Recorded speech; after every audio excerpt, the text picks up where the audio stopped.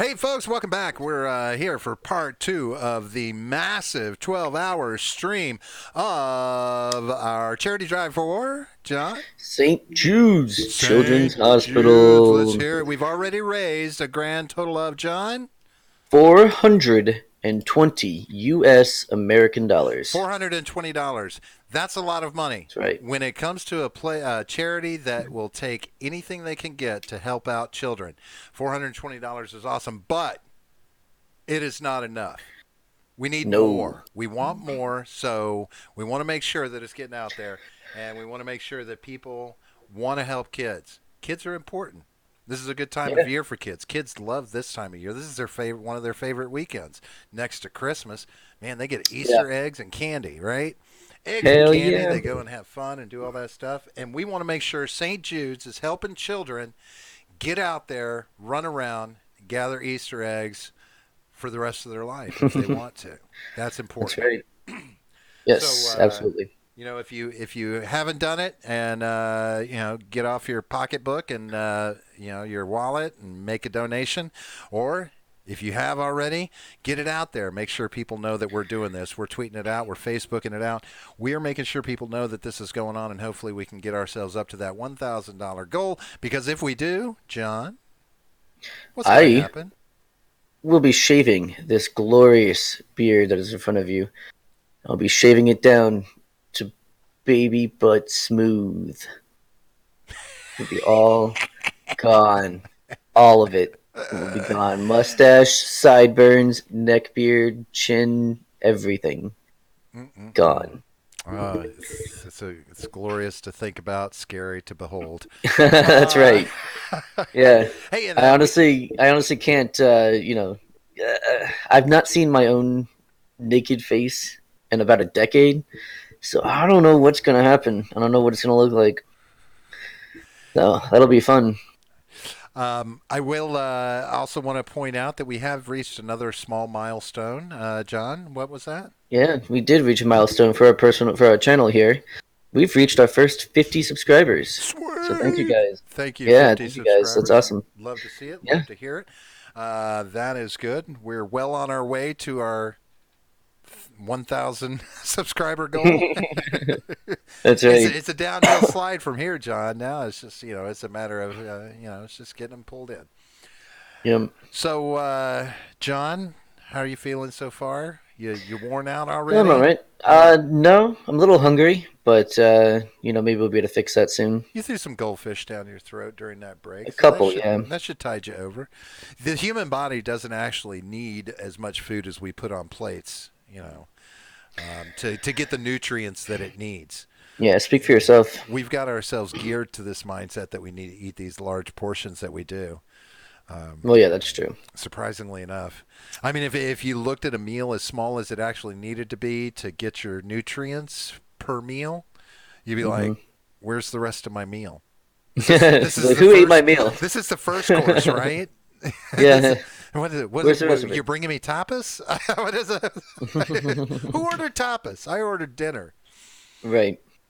But anyway, so let's keep this moving right along, John. We've got now this is going to be a very heated debate. I hope that's going to go on in this country. It's already turned out to be. There's just all sorts of frick and frack going on. For the last 2 years, of course, we've been going through this turmoil in our government with the witch hunt, That's right. the fake news witch hunt that's been going on for our orange man, to bring him down, to prove there was collusion with Russia, to prove that he's a corrupt individual, to prove Yep. that he is the bad orange man that everyone claims he is. Orange man bad. That's right. Well, after 2 years, the report came out this week after Yep. being somewhat redacted by Barr, who himself put the current attorney general, for anyone who hasn't been keeping up with anything. Um, he put out a 4-page report to summarize this 448-page report. Oh, He I thought he can 100. Wow. summarize it in 1%, right? But where basically he said that there was no collusion. He said there was no obstruction of justice. He kind of made it blanket, right? And Yeah. then he turned around and right before the report comes out and is released, he basically does a press conference where he reiterates these points and tries to color the narrative a little before people get their hands on the report, right? Telling you again what the conclusive decision of the report was. Right. A lot of people aren't in agreement with that. They're not in agreement that this report is as hands down conclusive, especially because a lot of the verbiage in the report itself clearly says that it's not conclusive. Like to paraphrase Mueller, while we don't have the means to prosecute anything, this also does not exonerate him. Right. And that's the key point to take away from this. If the man who ran the whole investigation says, while it doesn't say he's guilty, it doesn't exonerate. You know, of course, the approach by the administration is that it's clear cut. There was no collusion. It's cleared everything. Right. That's Right. Trump's stance on this. Right. But there's a lot of dialogue going on back and forth. I mean, yesterday, it's like so many news outlets puking up things. Twitter was blowing up. People taking snippets from and talking about this and talking about that. What does it, what it does and doesn't say. And there are, really it's the report is a long retelling of lots of testimony. Telling what this person said and that person said, which, of course we have to go on this premise that just because someone said it doesn't necessarily make it true.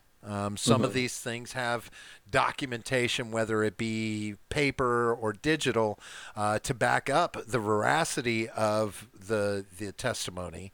But some of it doesn't. And there are some interesting takes on it. From that standpoint, I've seen everything from, I've got an article pulled up here, and it's titled Orange Man Bad. And I find this one interesting because it is a pro-Trump article from the writer himself. And basically what he is Wait, doing. is it in the shows? Is it in the show suggestions? I think I saw It one is. about the Mueller report. And you'll see yeah. it's in show suggestions. It's the one titled Orange Wait. Man Bad. It would be one of the Oh, okay. last ones I put in from the American Spectator.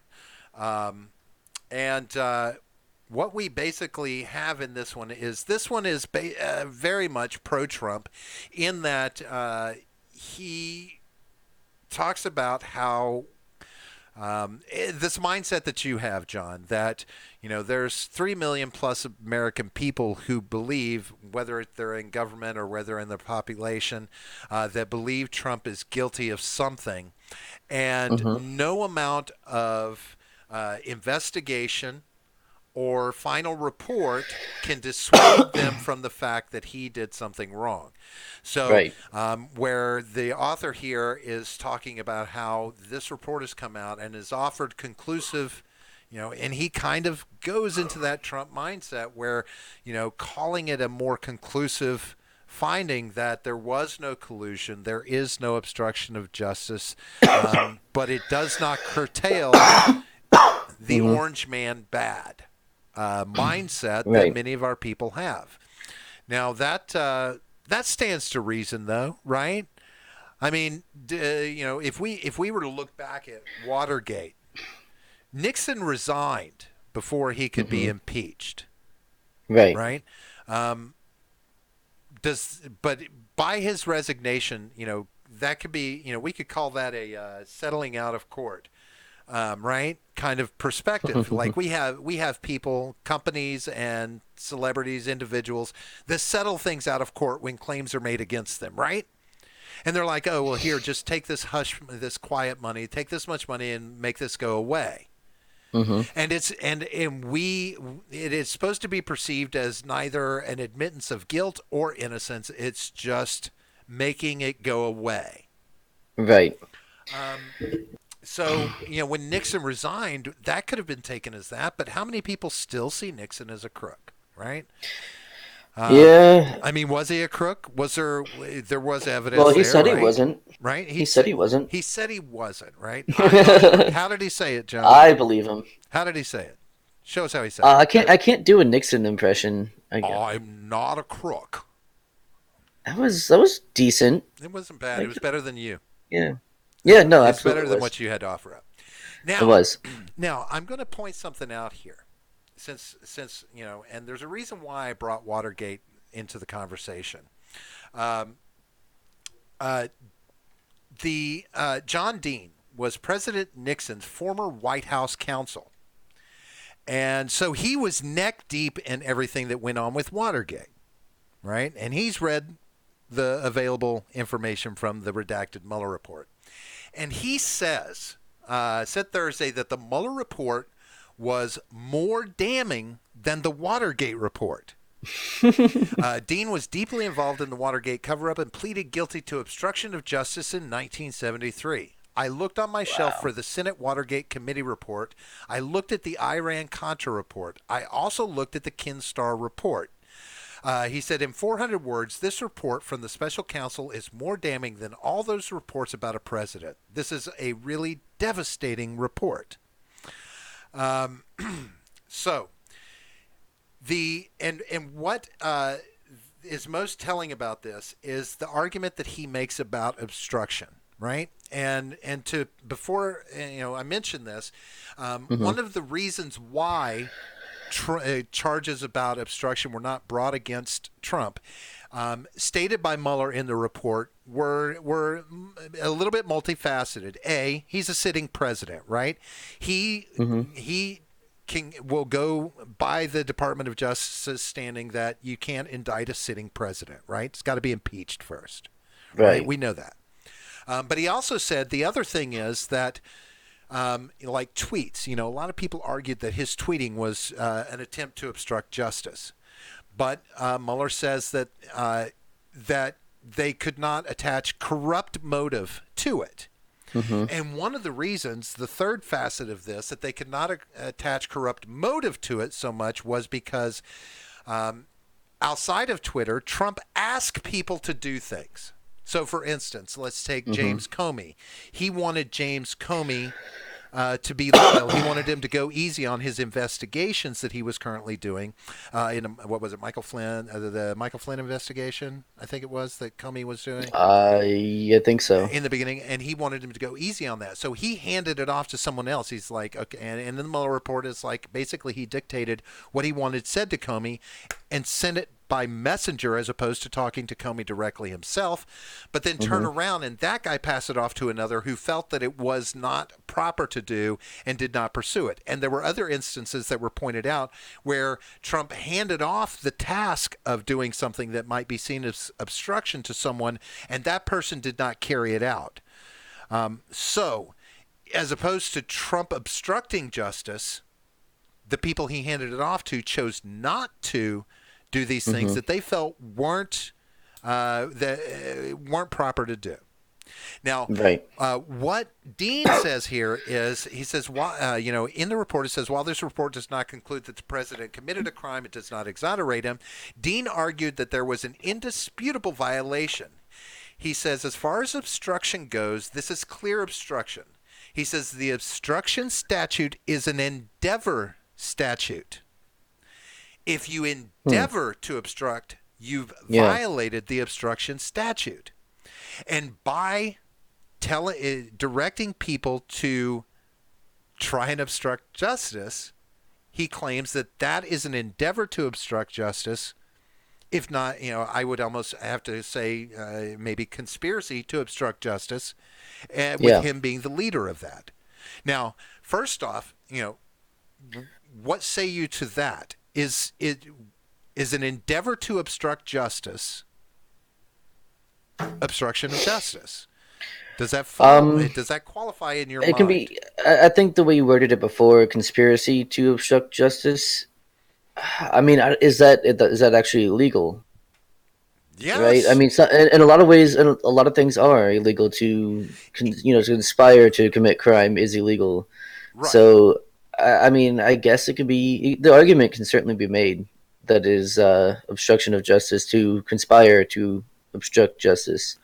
And we'd have to have the statute pulled up to really look at it. But if it is an statute, and he did endeavor to obstruct justice via other people, then Hmm. that would qualify. So then the next question becomes, John, if there was some conspiracy on his part, which is documented through testimony and some with verifiable texting documentation, is that an impeachable situation? And understand when we talk about impeachment, an Hmm. impeachment hearing is not about necessarily removing the president. Hmm. An impeachment hearing is an opportunity for the president to clear his name. Yeah. That's why you have these proceedings. Yes, the ultimate goal would be for one side or the other to try and impeach the president, remove him from power. But Yeah. ultimately, on his side, it is an opportunity for him to clear his name. So, is a conspiracy or an endeavor to obstruct justice impeachable in your mind? Um, I believe that they could. Yeah, it's definitely within their power to Uh, impeach him on those grounds. I'm asking you from So a personal standpoint. What do you believe? I don't think that it's sufficient for impeachment. I don't personally think so. Because I did read an article that I looked at these mean, things that he was doing and kind of equated him to a mob boss I who can see that. doles out the dirty jobs to other people and distances himself so the flag Right. doesn't hit his friend. Right. I mean, that's why they always had to get those mob bosses on things like tax evasion, Right. as opposed to what they've actually done. Yeah. Which might be a reason, a reason why they're asking for his tax returns, right? Trying to get them on tax evasion. Since he says absolutely, we have attempted murder, attempted robbery, plenty of attempted crimes are illegal just to attempt Right. or even plan for.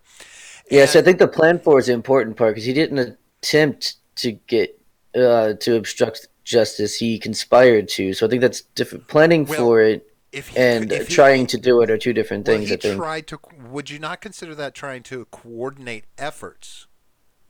Yeah. Well, I mean, so the what like a better example I think would be if I got like you and a couple other people together and I was like, hey guys, we should rob a bank, right? Then we start planning for it. That is conspiracy to plan to rob a bank, as opposed to us actually getting in the car and going over to the bank, which would then be attempted robbery of a bank, as opposed to just conspiring. So they're two different things, and I think they're also. I mean, they're two different things. Well, there is one call out from the Mueller report in regard to Jared Kushner, and I guess this came about through testimony that he offered to Congress, whatever. Um, but basically, during the as documents were being gathered and everything, he had let Trump know. He's like, I need to show you these documents. These have some things that should probably be dealt with if we're going to in dealing with this investigation that's going on. And then Kushner goes to his office with a file full of documentation, and when he gets there, Trump says, I don't want to see it. Keep that away from me. Hmm. And he's like, I don't want any part. I don't want to know. Right. So in this idea that Yeah. he washes his hands of it, that he keeps that comfortable distance. It's like I've said before. He's in this organization with a lot of corruption underneath him, whether it be lawyers, whether it be in his campaign, money managers, whatever the case may be. But somehow he maintains this level of distance from these criminal activities, very much Right. like a mob boss. I mean, it's Mm-hmm. not like he doesn't understand how organized crime works. I mean, he's been in New York most of his life. Yeah. He's seen how this racket works, right? Shit. I mean, real estate used to be a big thing in organized crime. You buy up pieces of real estate, this, that, and the other. Mm-hmm. So it's this idea that how much distance can you keep from yourself, especially as we go. If you read this report, you see these indications. And one of the things that was interesting that Mueller pointed out was that one of the reasons why they lacked evidence was because evidence was there was a lot of documentation destroyed early on, like emails that were purged and things that were gotten rid of that the investigation never got to get their hands on. It was basic, and they're like, with a lack of this happening, without that evidence, this eliminates a lot of the evidence that we may have had to pursue these things. Like they are honestly saying in there that documentation was destroyed. Now, whether or not it was destroyed before or after it was called for, who knows? Trump seems like he's kind of because that would be a different crime in and of itself. Destroying evidence is absolutely a criminal act. Right. So if they destroy it before it's asked for, then they're just right. They're not destroying evidence, right? I don't know. I didn't hear anything about that, so I don't know. There was some time. Mueller points it out in one of the sections of his thing. It's just, some went missing and was unable to be found or whatever. Basically, that were gotten rid of. So there may have been key pieces of evidence there, but without that, again, it leads us to the point where we have no evidence. But what was interesting, the one thing that he did say in the report is basically he said, while we're not going to pursue charges against the president, I leave it to Congress to make the decision on whether or not anything should be pursued in this. Yeah. So that's opened it up to Congress, right? Now, yeah, which is how it should be. I mean, right. I think there's a conflict of interest there if Mueller was to bring charges. Well, and again, that really just falls to this setup that we have in the country where you can't indict a sitting president anyway. The Department of Justice, you can't go that route, right? And Tish says, if I go to a bank and ask them to give me all their money in their vault, no gun, no threat, nothing, that is still attempting to rob a bank. Absolutely. Yeah, but that's not what we're talking about. Now, it's not it's not comparable. Right, but it's I guess it's the complicitness of telling your buddy, go in that bank and tell them you want all the money. Right. That's a more accurate. Yeah. So now then the real question becomes this. Okay, so if Congress is going to pursue this, and just so you'll know, certain people in Congress want to pursue looking at this and make a determination on their own. Surprise, surprise, right? And who do you think one of the forefront people of that move might be? Hey, it's Nancy Pelosi. Nancy Pelosi plans to meet on Monday to talk with everyone. Now, here's what's interesting about this. They're all out of office until the end of next week or through next week. They get a whole week off for Easter, right? Naturally. So they're going to meet on Monday by conference call. She's calling a meeting to discuss the Mueller report.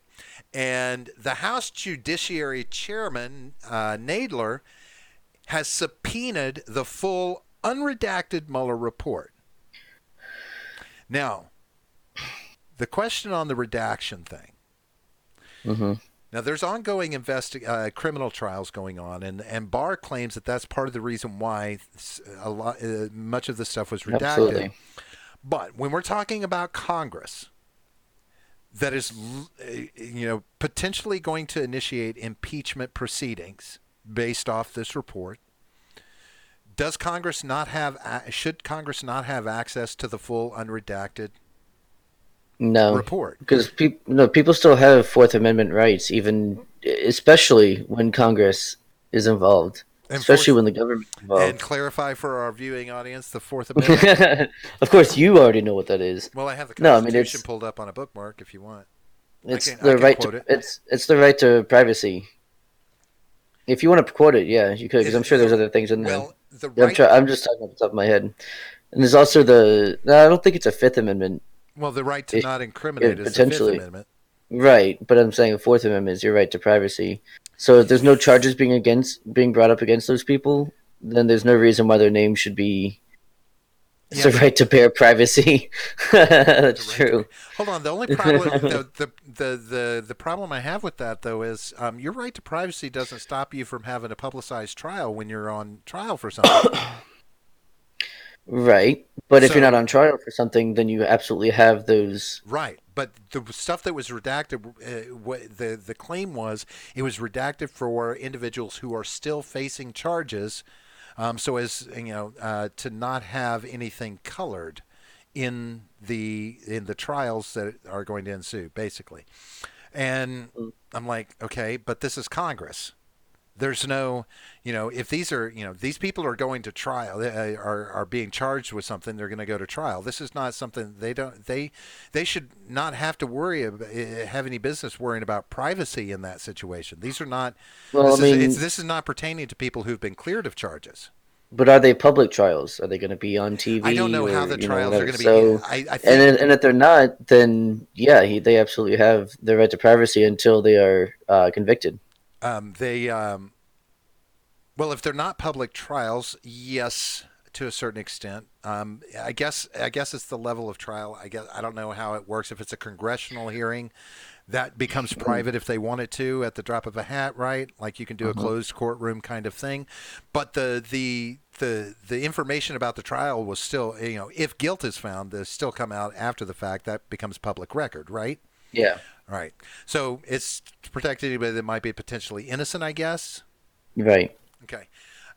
So, but still, this is Congress, Yeah, and those are an the people investi- you want the least to be in your business. Well, but That's the whole point of the Fourth Amendment hold is to on. stop the government Well, from invading your privacy. being in whose business? The man that they are responsible for checks and balances for. What? His private businesses, yeah. His private affairs is what I should Yeah, say, not business, because that right. suggests also They his want to. business. But They want to make. well, no, but Trump's name wasn't redacted. Trump's I information don't know wasn't that they. redacted. I think they referred to him as individual number one. They never referred to him as the president or Donald Trump. Maybe I don't know, but I have I to haven't check. actually read the report yet. They talk I haven't about had the a Trump chance. campaign and the Trump organization, but I don't think they clearly call him out. I have to read the entire report, but very rarely is his name invoked. Remember the whole individual one thing that went on for a Hmm. little while there? That was because of how they were referring to him Right. in the different investigations and stuff that were going on. Um, Gotcha. but if Congress is responsible for a checks and balances and is responsible for initiating an impeachment investigation slash proceeding, do they not have a right to all the evidence that is available to make that decision? Is the key thing here. The pertinent evidence, yes, the evidence that is the evidence that has to do with what they're looking at, Right, and then therein which is what they have with the redacted right, and report. and a lot of them are saying that the problem is that Barr is Trump's lapdog as the attorney general, and so how easy is it for him to claim that what was redacted is not pertinent to the investigation? Yet there's testimony from people who are facing charges that's been redacted to protect them in those trials. That tells me there's something there to look at to evaluate and determine if it's relevant to an Hmm. impeachment proceeding. I mean, there's a fine line there to walk, and Barr has made a concession that he will he will do a closed door meeting with a less redacted Yeah. report, but I would think that Congress has the clearance to see everything that was in a congressional Department of Justice investigation. I don't know. It's so confusing to me how No. they can do that. Oh no. Oh, Nobody right, wanted I'm to just hear taking a that. nap See now. that. You're gonna I'm take gonna a take a nap nap now. Yeah. Yep. I'll just fall asleep on stream, but I have the sunglasses on, so you can't really tell. No. See, he says I am But open to yeah, no, work. I mean, he Oh, said, go ahead. he said, I am open to working with the department to reach a reasonable accommodation for access to these materials. However, I cannot accept any proposal which leaves most of Congress in the dark as they grapple with their duties of legislation, oversight, and constitutional accountability. And that's exactly what it does when, I mean, there's large sections of this. So there's one like it's multi pages blacked out, multiple pages in a row blacked out and completely redacted, where you have no idea what's there, what it's talking about. So I don't know. It's it fucks with my head. I'm against this. I'm like, come on, this is our government. How can our government not have access to things our government is doing in in trying to do their job? We ask them to do that job. Well, kind of. Checks and balances is their job. We ask for Yeah. it with our Constitution. Yeah, I don't know. I mean, it's a complicated, it's a complicated thing. So here's what Nancy had to say, and I like this. Nancy. Yeah, because she's not bitter or anything. Today, Attorney General Barr, oh, you go away, presented a disrespectfully late and selectively redacted version of Special Counsel Mueller's report. This report includes several alarming findings, including that the Russian government interfered in the 2016 presidential election in sweeping and systematic fashion, which they did. We already knew that, yeah. Right. It also explicitly states that the president's campaign took actions with the expectation that it would benefit electorally from information stolen and released through Russian efforts. And it's true. There were communications going on between Trump's campaign and WikiLeaks because they knew ahead of a time about the drops in the emails and that kind of thing. I want my camera focused. There we go. But it was because they knew that it would be to their benefit for this stuff to come out in the open, right? Okay, so I don't know what you would call that. I don't know what you call it when they're like, oh, yeah, hey, WikiLeaks, that's awesome. You've got this stuff. When's it going to drop? What can we expect? Is that bad? He's not president yet, but is that bad from a campaign? I don't know, right? In this summary letter and press conference, Attorney General Barr presented a conclusion that the president did not obstruct justice. The Mueller report appears to directly undercut that claim. And she's right. It does. It says that this does not exonerate him. We cannot come to a conclusion, ultimately. That's why he said we rely on Congress to do their job and make the determination as to how this should be pursued. And for Barr to come out and, that's why they see him as a lapdog, because he did. He's like, he pretty much said it's conclusive. He hoped that he could just put out a 4-page summary and say, no collusion, no obstruction, case closed. And that's how Trump took it. But that's not what the report says. Right. Our chairmen are studying the report and have released a joint statement. As we continue to review this document, we will have more to report and will update you on the next steps that must be taken. The caucus is scheduling a conference call for Monday to discuss this grave matter, which is as soon as our analysis and this holy season's religious traditions allow. The Mueller report states, we concluded Congress has authority to prohibit a president's corrupt use of his authority in order to protect the integrity of the administration of justice, which accords with our constitutional system of checks and balances and the principle that no person is above the law.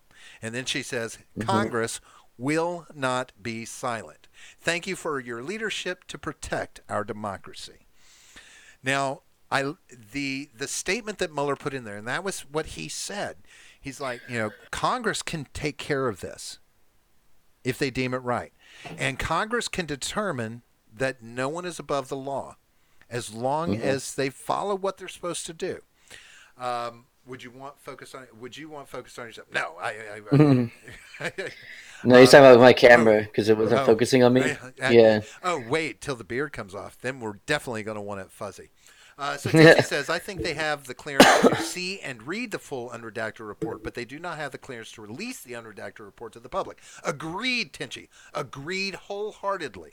I see no reason as to why that can't be done. Now, if right. Yeah, now, I mean, and there is that argument. If it's a congressional hearing, this will color the hearing. If these people are facing congressional hearings, exactly, I say get them out of there, put them in a court of law. But does it have to be a congressional hearing? Who knows? And J. Edgar, good to see you back. Welcome back to the fun. If you want to jump into the chat at any time, hit us up on Discord, and we'll throw your ass in here right in the middle of us. You'll be in a generational gap sandwich, and baby, you'll be the meat. Oh yeah, No, I was talking to him a minute ago. He's waiting for his video to export. Oh yeah, and then he'll jump in. What country is he exporting it to? Probably, I don't know. Is probably the word Russia. You wanted to use probably upload? Russia. Is the word you're wanting to use upload? Well, no, he exports it first and then uploads it. This is not. Oh, but this is not a This is not a tech show. It's a tech forum show. It's a two-stepper. Right. Gotcha. So, this is and I have to ask you, John, because this one bothers me about Barr. Is he handling this appropriately? Has he? If he looked at that report, and it very clearly states in the report, I mean, did he handle it right?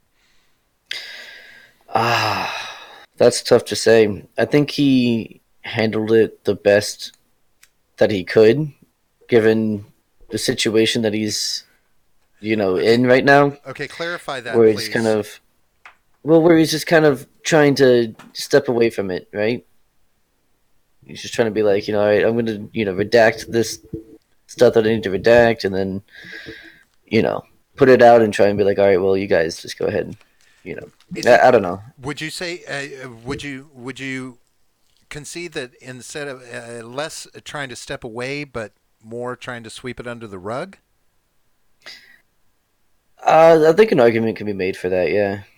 So this is, and so you can see why Democrats or any opposition to Barr right now sees him as Trump's lapdog. I mean, there was already talk when he was appointed that they were pretty tight, but of course you've got to expect that with anybody, right? That a president is putting in place. There's a reason he is, right? One hand washes the other kind of thing. They're tight. They expect this, that, and the other. I mean, you don't put Brett Kavanaugh on the Supreme Court unless you have some expectation that he's going to toe the party line, right? Right. Because that's how our Supreme Court's set up now. Though beautifully enough, Brett Kavanaugh has kind of walked a more Brett Kavanaugh line than a party line, because there are a couple of things that he's done since he's been on the Supreme Court that they were like, well, you wouldn't have expected that from the Republican side. Yeah, whatever happened to overturning Roe versus Wade single-handedly? I thought that was going to happen immediately.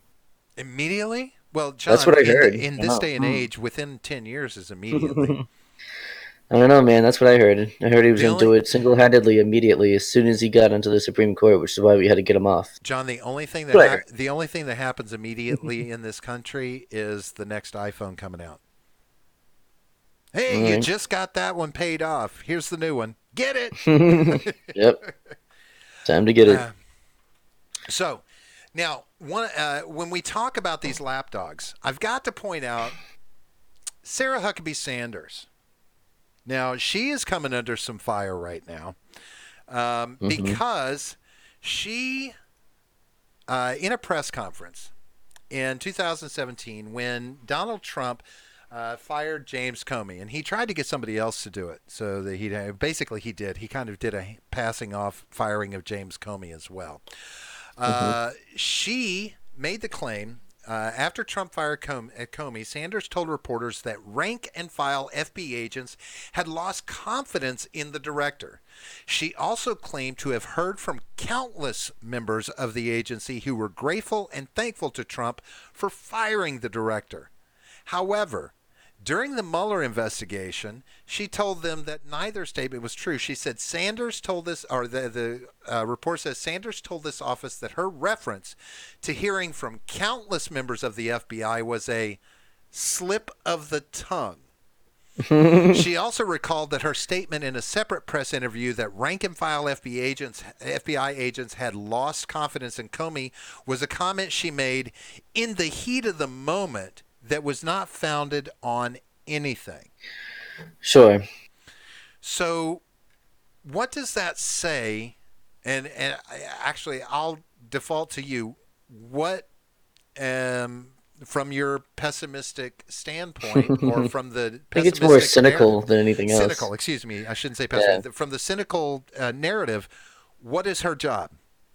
That's actually a joke that I'm stealing from Stephen Ignoramus, but it's totally true. Is that it's her job to lie to the American people and to the press. That is the job of the press secretary. And what should happen if that is exposed? What should happen? Right. What should happen to her? I mean, I guess it's really up to the Trump administration. I mean, should she be fired? Probably. Is she going to be? Probably not. I mean, if you were the president and you expected and we're going with the Senate, we're in a cynical world right now, and the expectation is that your press secretary lies for you, and she Hmm. does, and then she calls out the truth later on, and that's exposed. You fire that person, right?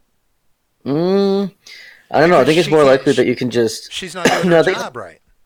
I think it's more likely that you just kind of wait for something else to catch everyone's attention and then just move on.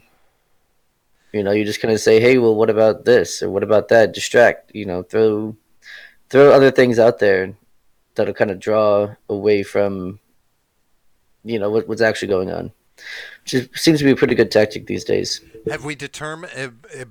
But that I would say that this is enough to tell the American public that Sarah Huckabee Sanders doesn't tell the truth. And that in I and of mean, itself, if confidence in that is lost by the American people, whether she's supposed to be up there saving his face or not, mhm. if they can't believe anything she says from this point forward, why keep her around? Right, but the thing is, people already didn't believe anything she had to say because she was from Trump and Orange man people puppet? out. Right, exactly. So I don't think anyone had any delusions that she was up there being upfront and honest all the time. I The don't think anyone, and I think that's well, again that's part of the reason why people do like Trump, the ones who do, despite his inaccuracies when he speaks and things like that, is because they know that's him, that's what he does, that's his thing. So if you're like, oh, Trump's a liar, it's like, okay, I mean, it's not like we didn't know. it's You know what I mean? So I think it's the same thing with her. Is that we already know what to expect, and so she's not deviating from that at all. so it's interesting to point out that her predecessor, that it was Mhm. initially Trump's press secretary, when he stepped down, one okay, and I'm gonna again, this comes from mainstream media, but apparently he said in a comment to mainstream media that it was the expectation that he lie that made him not want to do the job, and one of the things that made him not want to do the job anymore. Not to mention some of the volatility of the president himself. Um, Right. but so the Hang on. What's on with our stream quality? What's it like on your side? our Because I'm looking at it. Yeah, I'm looking at it. It's like blurry as hell. our stream quality, everything looks good from OBS. All right, chat. Can you tell us what the stream's looking like right now? Is it because I've got a smaller and it's a news media? Does that make it better? Let me know. No, I mean it's the entire like video is. Oh, it's fine on his side on not having issues. Okay, maybe it's just me. You're having blur issues today. I feel very blurry Yeah, yeah. today. Yeah, I'm feeling pretty blurry. So it wasn't the size of us, and it wasn't the media in the Right. stream. So fair enough. Yeah. All All right. right. Continue, So please. John, you've got issues. Sort it out, or we'll have an intervention. A A blurvention. blur. Yeah, blurvention. Yeah, that's Um, weird. I don't know. so, and let's talk about the P tape since we mentioned it All right. earlier. Well, one moment though. You want to drag J. Edgar has indicated that he's bring him in. Do I come need to on. do it? Yeah, it's probably better if you do it. Yeah. All right, I gotta make sure. Don't look at my.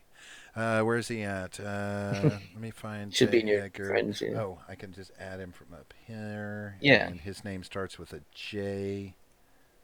That is true. Oh man, everyone can see all your shit now, except for me because it's all blurry.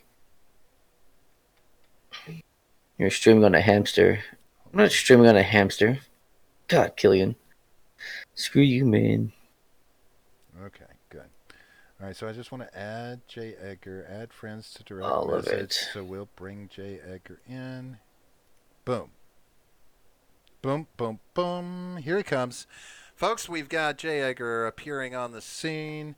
Going to pop in and give us a little chat and a little chit. J. Edgar in the house. What's up, Edgar? How are you doing today, sir? Look at that beard coming along fine. Yeah. Yeah, it's looking good, man. Yeah, let me mute the stream here. How are you guys? Good, good. We're muted now. Can you still hear us? No, we're doing good. Hey, I don't know if you heard, we're trying to raise money for charity. How do you feel about that? Are you good with charity? Are you good with St. Jude's? I am good with charity. In fact, I talked a bit about that in the video that I've got coming up and coming out here today. It'll be uploading as soon as I jump off of this stream. Nice. Yeah, because awesome. We know that the left likes to believe that charity comes from the government rather than our own pockets, and I believe that all three of the people in this stream believe otherwise. Absolutely. I do believe that we do have a charitable society to a certain extent, but I will say from the generational standpoint, I do believe we're getting a little bit more into the me side of it. I think we're kind of coming down in the charitable aspects. So because it's one of these things. GoFundMe is an excellent example of where you'll see people put stuff up on GoFundMe. It's like, I need a new pair of shoes. GoFundMe. Well, see, that's the free market, though. If people want to help you get new shoes, they will. If they don't, they won't. But they want with government. But with government, you're forced to. They're going to take your money and they're going to give shoes to someone. Yeah, but the Constitution says they have a right to tax, so screw you. Well, and I do see the free market side of it that John was talking about too, using a GoFundMe to go out and ask your fans or your followers or just random strangers to fund something that'll help you make income or something like that too. Sticks just put out a GoFundMe because his laptop crashed today. He dropped it. Oh, really? I watched that a little bit before I started editing. Nice. That's funny. Interesting. So then I guess I'll blame that on why he's not here instead of him not answering my messages. Right. But now, see, that's I guess it's this odd dichotomy. Major charities, they won't won't necessarily get as much money unless they promote themselves and ask for the money, right? But then we've got the population as individuals doing the same thing. It's I don't want to say it's panhandling so much. I mean, you see homeless people sitting on the street doing that all the time. You see a guy standing in the middle of an intersection with a sign, and he's got it ready to fold up and put away as soon as a cop rolls by because he shouldn't be out there panhandling, right? Because that is bad charity seeking, I guess. You see, there's these different nuances to charity that are really, and it's not like he's not making money. People are stopping and giving him money. There is a charitable society out there. I got to give you props for that. But it was like, why is panhandling seen as something different, than just seeking charity? Oh, I no problem with calling it panhandling either. I mean, I do intend, I think at 150 subs, I'm going to go out there and I'm going to put out the subscribe star. I have no shame in calling it panhandling. I will have that tin cup out and I will whore this beard out to try and get some living out there. Yeah. Well, I've There you told go. John, even though we don't have enough subscribers yet to monetize through the stream itself, I've told him, I'm like, we need to just go ahead and set up a PayPal and just have it floating there because you never know. People, I mean, if they like the show, I mean, that's one of the things that keeps new media Yeah. going, right? It takes the donations of people out there to do that, and it's like, but do you do it? Do we want to build up credibility? There's this fine line that you walk as to when you start reaching out and panhandling for it. I'd pay You see a hay Tenchu's penny. comment for Yeah, I the did. Was it a hay penny? yeah Do you mean the wheat penny or an actual straw hay penny, penny? a straw penny. A straw penny. That's right, the Yep. straw penny. Now, I will say this. Whenever I talk about panhandlers and the homeless and doing that, it's going to be a slight divergence. But when I was in Atlanta, watched a news report, and there was a homeless guy, and he was very smart about how he got money. And what he did was he hung out at the airport, and he really can't, in this day and age, you can't do it anymore. But this was many years ago in Atlanta, over 20 plus years. But he would go to the airport and he would watch for people who looked like they didn't have an idea of where they were going in the airport. That's better. And he would take them, he would guide them to the gate because the airport was kind of confusing. And he would say, okay, here's what I'll do. I'll show you exactly where your gate is. Come with me. This is what I do all day. I help people find their gate. So he takes them to their gate and then let them make a donation. Hey, here's a few bucks. Thanks for helping me out. Blah blah blah. They got there on time to get their flight. Dude was making. They asked him and said, well, how much do you make doing that? And he said, I make usually about $200 to $300 a day. That is awesome. Yeah, good That's for him. respectable. And he was still homeless. He didn't. He is want providing a a home. good or a service though too. Yeah. Yes. Fine. So that's not necessarily exactly. charity. Well, right, but Yeah, it's more like he greasing wasn't. someone's He palm for wasn't. helping you out. No, he wasn't asking for money. He said he never asked Right. for money.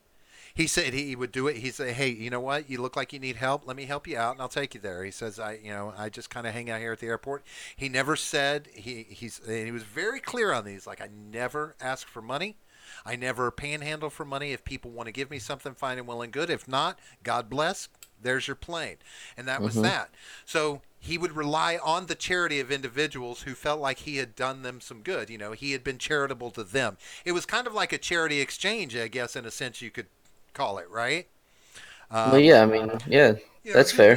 When you sell a good and service, you're actually selling a goods and service, right? He was doing them a service, but it was a charitable service. And I thought it was awesome. I'm like, now that's a nice guy. That's a guy who's smart about it, and has got himself, something going on. But it was interesting that he still chose to be homeless as he was making that kind of money. He said he did it like anywhere from 4 to 6 days a week, and he would average about between $200 and $300 a day. And it's like, dude, go get an apartment, something, But Yeah, really. But you know what he would do with it? He would pay it Booze? forward. He would take that money and he would dole it out to other homeless people at the homeless shelters, things like this. Give money to the food banks and help them with that. This was a guy that was actually showing exactly what charity should be, and I was impressed with that. But anyway, long story short, donate to St. Jude's, people. That's what's important today. Get on that link. Go to GoFundMe. Let's get money for these kids. We're at 420 still right now. Have you seen any new donations, John? I haven't checked. No, we're still at 420. It's okay. We still got quite a while, so you never know. So That's right. We got all day.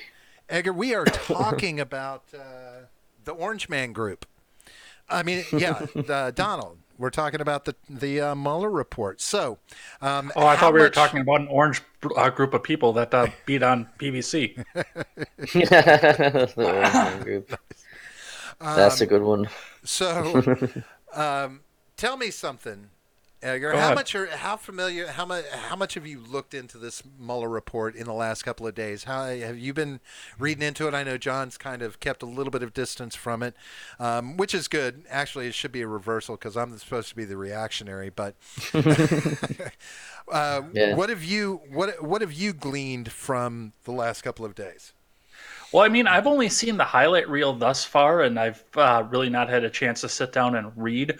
As soon as I pop off stream here, I'm going to upload my upcoming video, as I said. But the other thing I'm going to do is look into where I can actually get the full report. I know Amazon was getting ready to sell it as soon as it came out. You can So get putting it on my Kindle, I could sit down and read it. It's 400 pages. You can get it from the DOJ. They have it. DOJ has it posted on their site. They made it available there. Well, and I can put that in my Kindle too on a PDF form. So Right. either way, I'm going to sit down and read the thing front to back, because my tagline always is find all the facts and draw your own conclusions. And I don't have all the facts yet. Right. You know what? You mentioned that, and now I have another problem with Amazon. How the fuck do you sell public record? How can they get away with selling public record? Because people will buy it. Oh yeah, that's true. But I'm sure they no. do something to it to change it in whatever way it might be. What, are they going to format it in a book for you? Asshole. Yeah. No. Oh, yeah, that would be nice. Yeah. Or turn the page and go. Well, right, but you could do that with a PDF.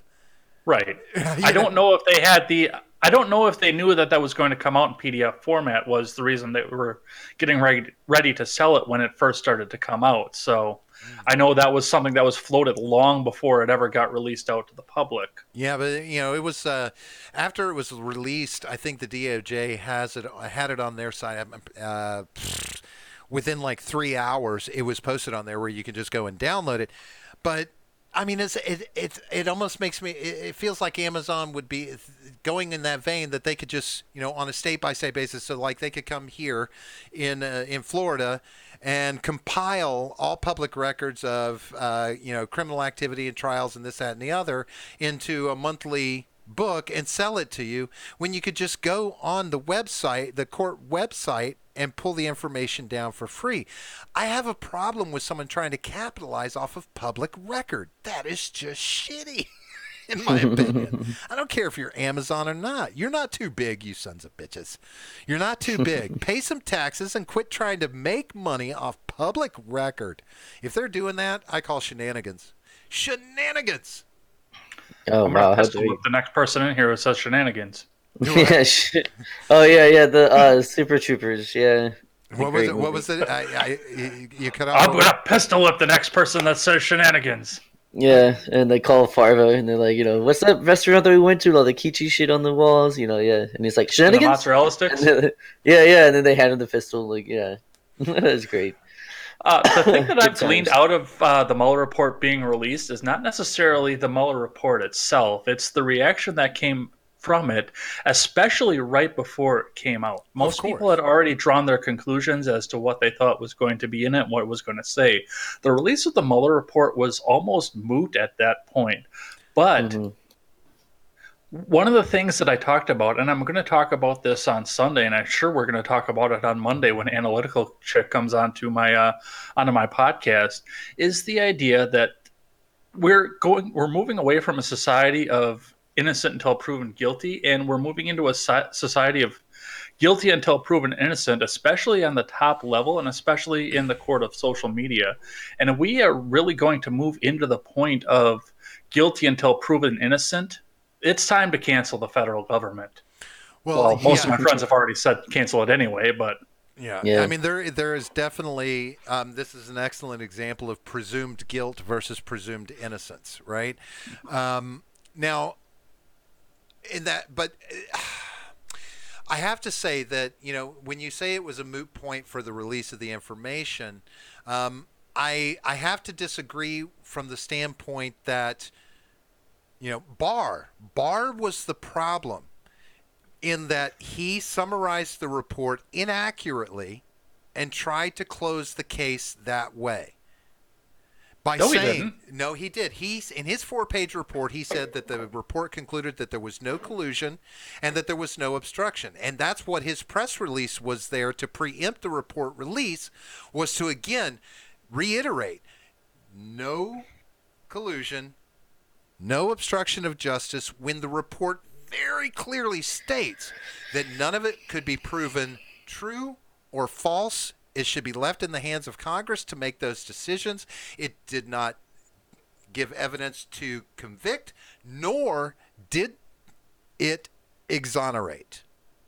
I read the 4-page report, and he said that there is not enough evidence to convict. He didn't say there was no collusion, because it's not the government's job to say you are innocent. You are presumed innocent.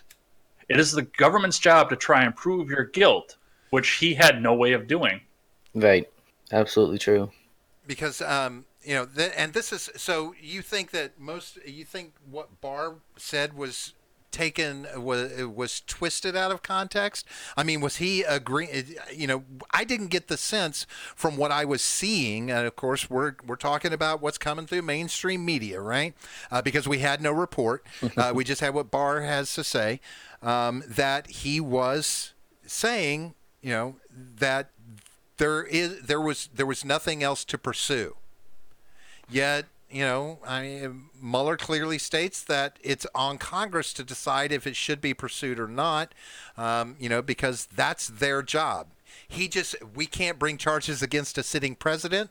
We don't have enough evidence because some has gone missing / destroyed, and the obstruction was never many of the obstruction things were never carried out, but wasn't an intent to obstruct. Leave it to Congress to decide. We at the Justice Department can't pursue this in a feasible way. Right. So that's not the sense we got from Barr whenever he first came out and put his report out. Nor was that the sense I got from it. You got the sense that it was still an open case? No, I got the sense that the Department of Justice didn't have anything else that they could take after him with. Right, but did you get it's still going to be on Congress as to whether or not they can pursue any charges, because under the Articles of Impeachment, under Article 2 of the Constitution, and under the Federalist Papers, which I know is not a legal document, it's not a legally binding document, but the suggestions are out there. Donald Trump could not, whether he did or not, whether he obstructed or justice or not, could not sit in a civilian court and answer for his crimes. That is on the House of Representatives to open up the investigation.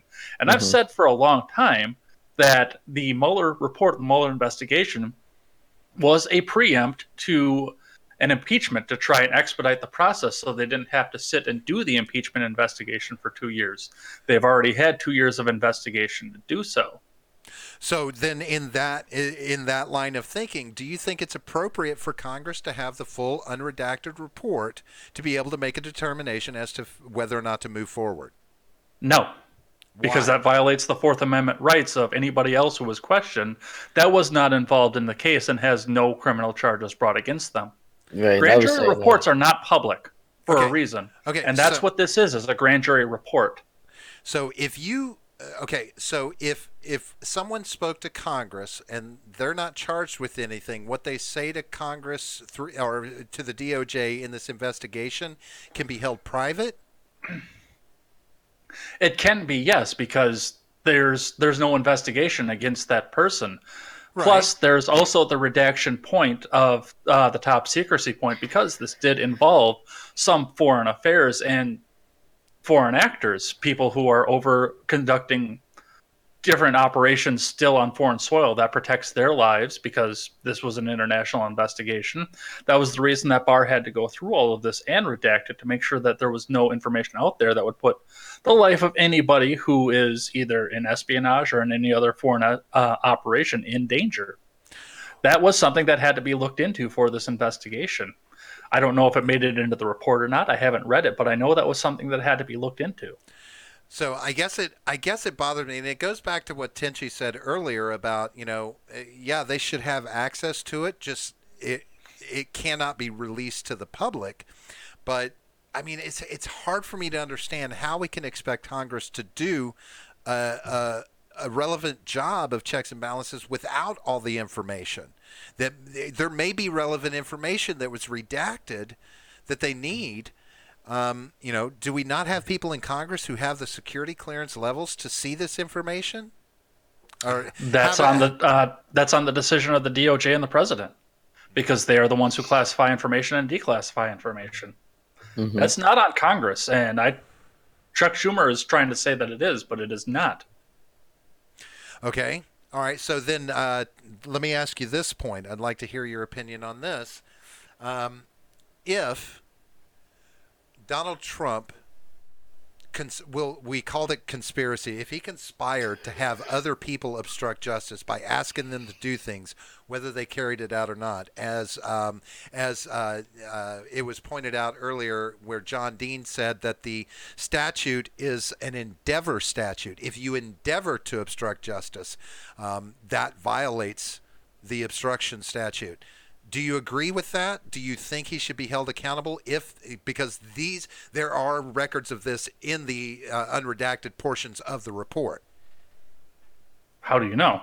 No, it's in the report because I've read those segments of the report, right? You just said in the unredacted. Oh, so no, what no, would the difference then? The unredacted portions of the report is what I said. So there's the parts that weren't redacted. There are clear indications by testimony and things where people said he asked me to do this and I didn't do it. So is an endeavor to obstruct justice, if that's what the statute says, well, are we at a point where he did attempt to obstruct justice? We are, but that is going to be on the... well, let me rephrase that. We could be, but that is going to be on the House of Representatives to decide whether or not they can make a grand jury indictment on something like that. And it is going to be on our senators to try him for. Remember, there's still going to be a trial in the Senate for all of this. Right. I wouldn't mind seeing another impeachment proceeding. And again, the Donald doesn't have my vote for 2020 right now because... at this point, he's just another politician looking for another term. One of the reasons that I did vote for him was the fact that he was an outsider and he made it okay for outsiders to come in and run. I think that's a part of the reason that the Democrats especially have such a hard-on for him getting out of office. Excuse my language. I guess this is a charity stream and I should have watched that. This is a Christian stream, sir? Yeah, no, we need to watch your language. Midget B is showing up in the house, and his first question, can someone obstruct an unlawful investigation? That's another point that does need to be brought up, the fact that there was nothing there for them to be investigating, so whether or not this investigation was there or not. But there are a lot of people that say the same thing about Watergate at this point. Yeah. Yeah, but I mean, how many like let's look at a local, like, just a local level, how many investigations are started on a he said, she said? Okay, well, we've got to look into this, right? That's an investigation. So are all investigations that are just on somebody's word or, some indication that something may have happened, are all investigations in that sense unlawful?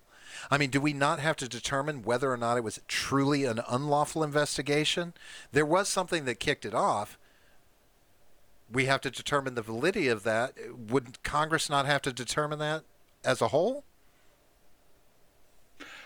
Let me see if I can put this a different way for you.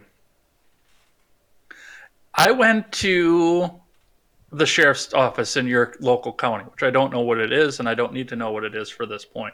I went to the sheriff's office and I said, Robert kicked my dog. Right. Do we launch an investigation into that, whether or not you did it or not? Yes, they will come to me. If that's a crime, right? If kicking your dog is a crime, yes, they're going to come to me. They're going to pursue. That's the beginning of an investigation, by investigating me and whether or not I will admit to doing it or not. Okay. But now the next question is going to be out there. You come out right away and there's really no evidence or nothing to pursue the idea of whether or not you kicked my dog or not. And that's all well and good. But now the sheriff's office goes down and talks to everybody that you've ever known for the rest of your life to try and determine that you kicked my dog. Well, in a situation like that, if they came to me and they asked me, then the investigation is going to kind of go to a halt unless they have some evidence, right? Because hearsay, just word of mouth, isn't going to be counted as evidence. The guy saying I did it isn't enough evidence. But the investigation, coming to me first, if they have, like Tenchi says, it's not that you have to have a warrant to arrest someone. You need probable cause. Well, that's correct. And that is, do they see some probable cause to look for more evidence, to investigate further and more deeply about that? And So there's where it comes in. It's like, where is this gray area between a lawful investigation and an unlawful investigation when we have is there probable cause in the first place? They talk about the Steele dossier. Well, okay, so the Steele dossier, factual, not factual, is that the probable cause to launch an investigation? You have to determine if what you're being presented is real or not, which means an investigation. And one of the things that I believe that we saw in this investigation is that as they began, layers upon layers, to where this investigation branched out into so many avenues, and now it went into Russia and the election meddling and people here in America that were involved with that and other bad things and campaign fraud. It's just like they kept finding these little things, not Trump specifically, but they did need to find out if it tied to him or not, because they were investigating the situation. But they weren't necessarily investigating the situation, though. I mean, they were going deep into everybody else all around. That's why they found the Manafort case, and that's why they found... Right. Oh, what was the other one? There was the other big one out there. I cannot think of the guy's name right now. You're talking about Cohen? Yeah. Or there was Cohen, and they're finding all of this and three others, I think. Yeah. Yeah. They're finding all of this out that's completely unrelated, and they've not been able to pin anything to the Donald except for obstruction of justice, which is understandable why they would want to go after him for that. I mean, you think about the fact that Clinton, they didn't impeach Clinton over sexual harassment or rape. Yeah. They could have, but that's not what they were impeaching him on. They got him on a technicality. They got him on obstruction. And that's part of the reason he was acquitted by the Senate as well, because that was a technicality on an investigation that, in all complete fairness, probably should not have been going on. Okay, so let me ask you this. Hang on, real quick, Robert, before you do that. I'm going to drop out real quick and grab some food, and I'll be back in like 10 minutes. Okay, maybe 15. That's fine. Yeah, so do you want me to drop out of the call? Edgar's pretty good at hanging on to your slack. No, you can leave. You can just leave us looking at your lovely room. We'll look at the guitar. Doesn't sound very good. We'll look at the bass. Yeah, it's all about that. I'm not going to slap it. No trouble. All about that. That's right. All right, so yeah, I'll be right back. So here's a hypothetical for you, Edgar, and Midget. I'm going to throw this hypothetical out there at you as well. So I go to the police with a printout of an email that I claim came from Joe Blow that threatens my life, because as we know, something like that is considered a terroristic threat kind of thing, right? Okay. So if they want to look into that, they go to Joe Blow and they say, okay, we need to look and see if you sent this from your computer, right? There has to be some amount of investigation in that, right? Mm-hmm. Now, in doing so, they look at his emails and they find that no, he did not send that. But at the same time that they're in there, they stumble upon interactions in which Joe Blow has been trading in child pornography. Now, do they continue to pursue investigating him for the child pornography, even though the original point of the investigation was a hoax?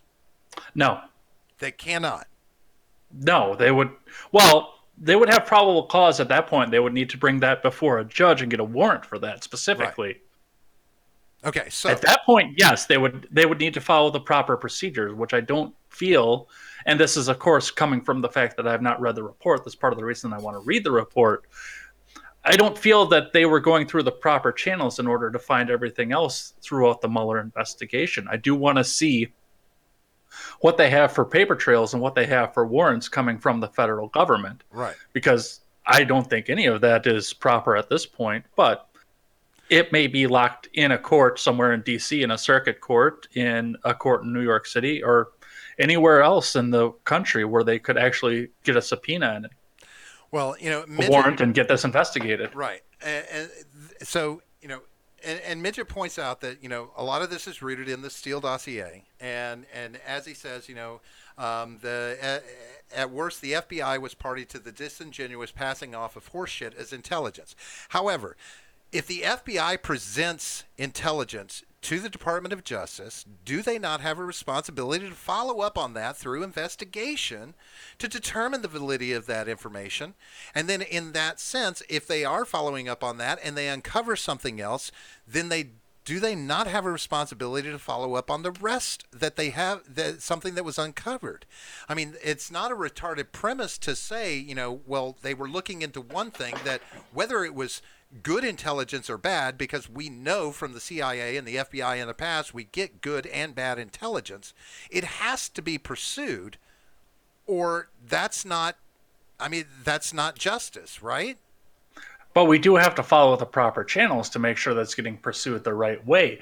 The biggest fear that I have from something like this, and the fact that Mueller had an unlimited scope investigation, which means for all intents and purposes, he really didn't need a warrant to go looking for anything else out there, is the idea that this is going to turn into the old Soviet and Politburo idea of, you bring me the man and I'll find you the crime. Right.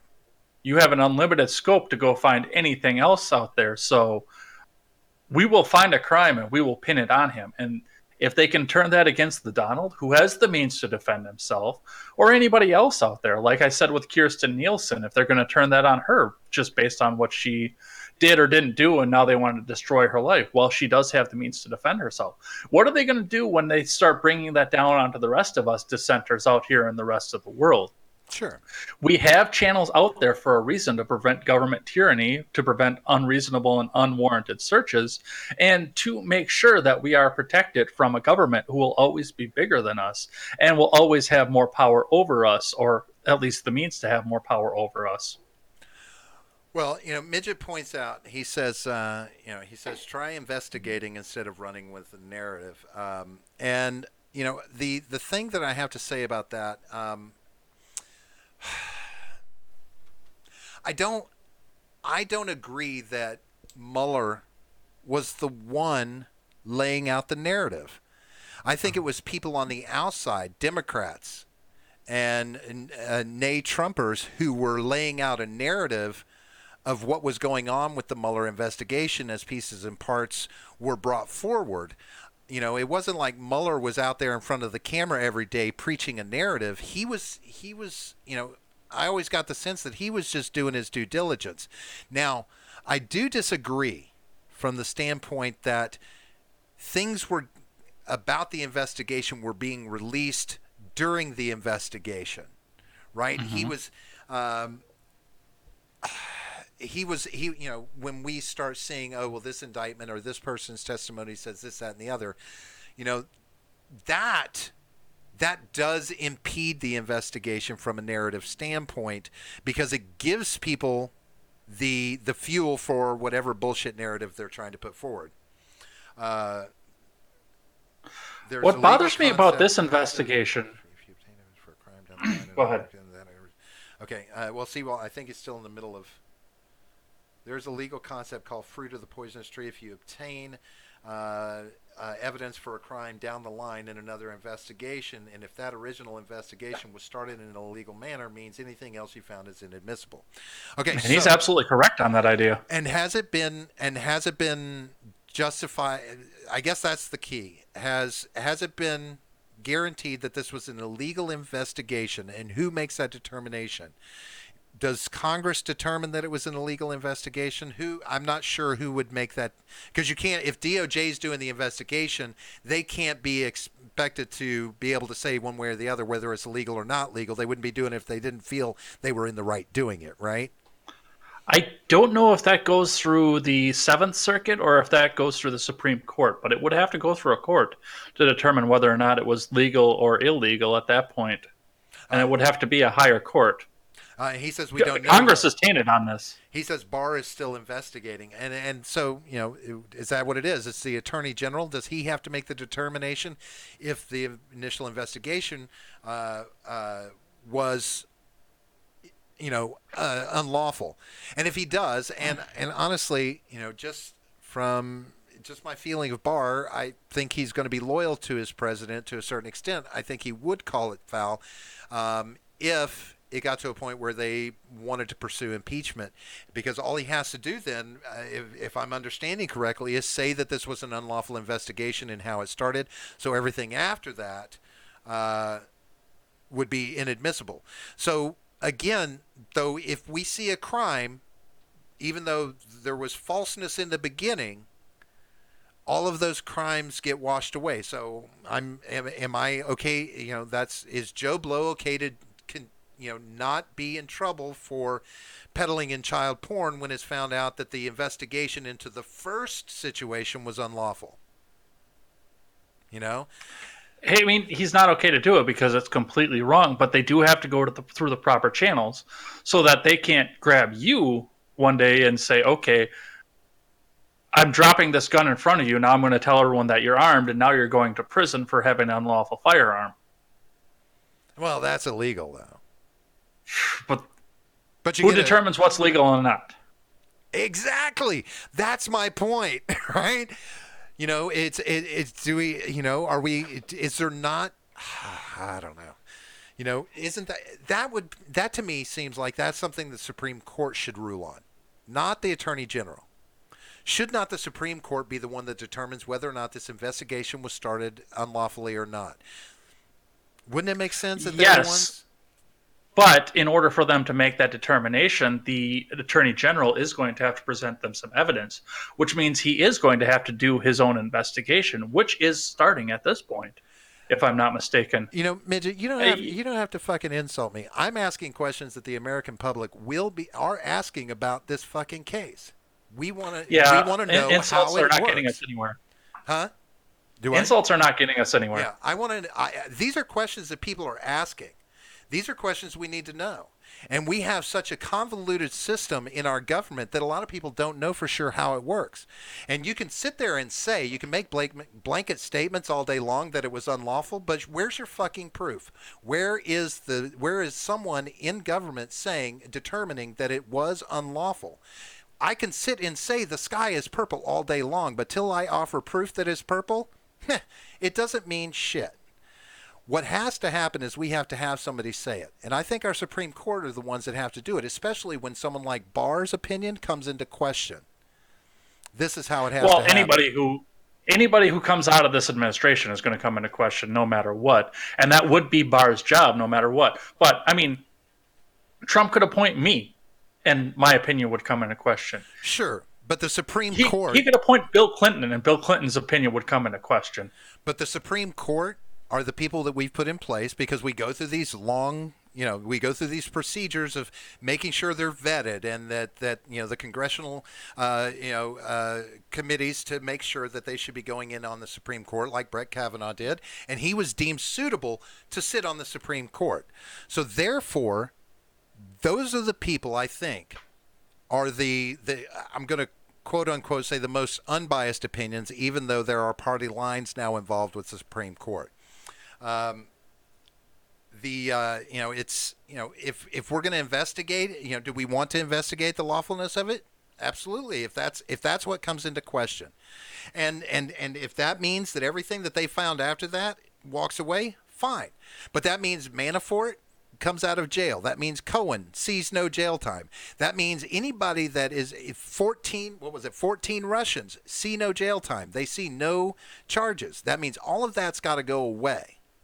And if we're comfortable with that, that's fine, because we did find people breaking the law. It happened. I'm comfortable with that because, like Seawall said, it's the fruit of the poisonous tree. But we would have to go back and look at some of the other investigations that have gone down into the past. And once again, I mean, we would go back and start looking at Watergate again at this point. Right. Well, that's the thing with Watergate. I mean, he resigned. It's one of those things where it's like he bailed out. He got a bailout. Oh yeah, we're never going to know anything about that. Yeah, and apparently Mr. Dean could probably tell us some things about it, but I think he's keeping his mouth shut. About what's in it, what he knows. Of course, I'm assuming that a lot of that was redacted and kept from the public eye, of course, because there was no impeachment hearing able to go forward, and ultimately no charges were brought against Nixon afterwards. Right? Nothing was ever done with Nixon. No, absolutely not. One of the things I do want to touch on, because you keep bringing up the redaction and the redacted report, you say that, okay, the unredacted report has to go to Congress, or should go to Congress. Let me rephrase Right. that. Should go to Congress. But go back and think about the partisan issues that are going on in this Congress right now, and the absolute sheer hatred of the greater half of the House of Representatives right now, who would be deciding whether or not impeachment was Oh, appropriate. that's right. He And was the pardoned. absolutely I'm sorry. I just saw something in chat. Seawall said Nixon was pardoned after the fact. Yeah, I remember now. yeah. But anyway, go ahead. I'm sorry.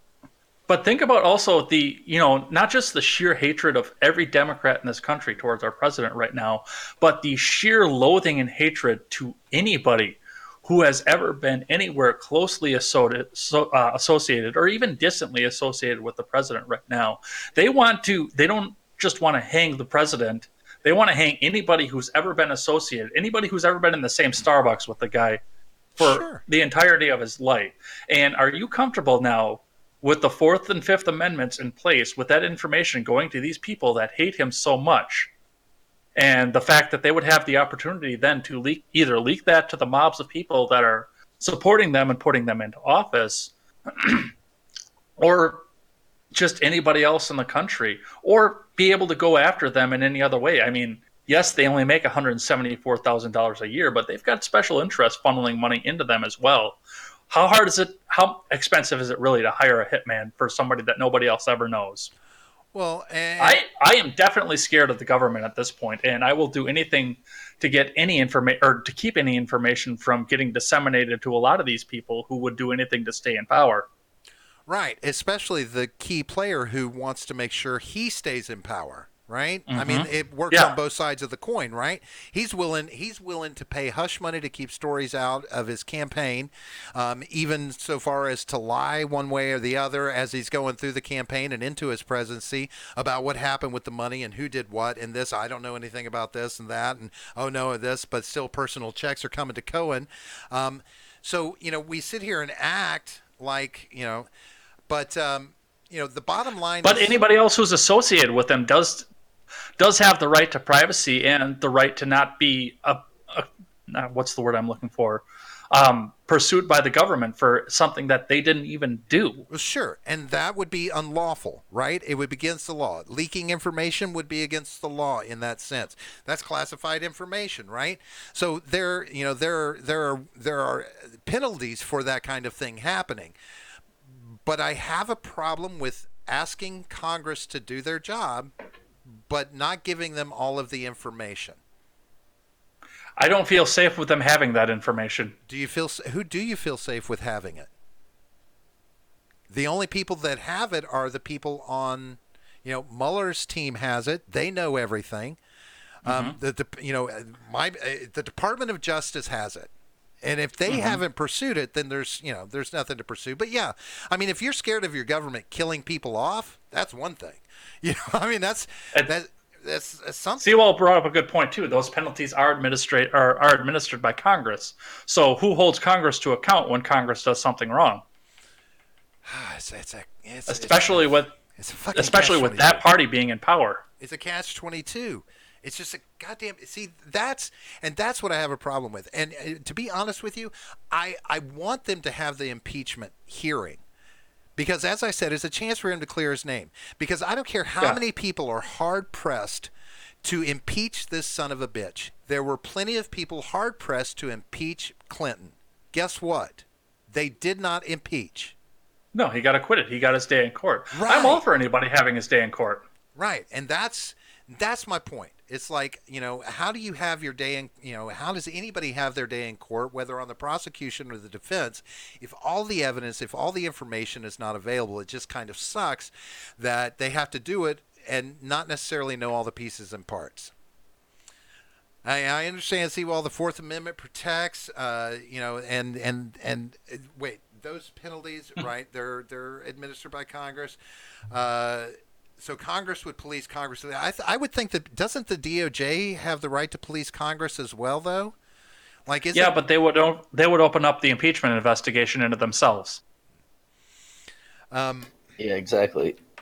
that's where this this lack of transparency in the government is versus the right to privacy versus the right to classified information. It becomes this very confusing situation for the general public to understand why we can't just have the answers we need, right?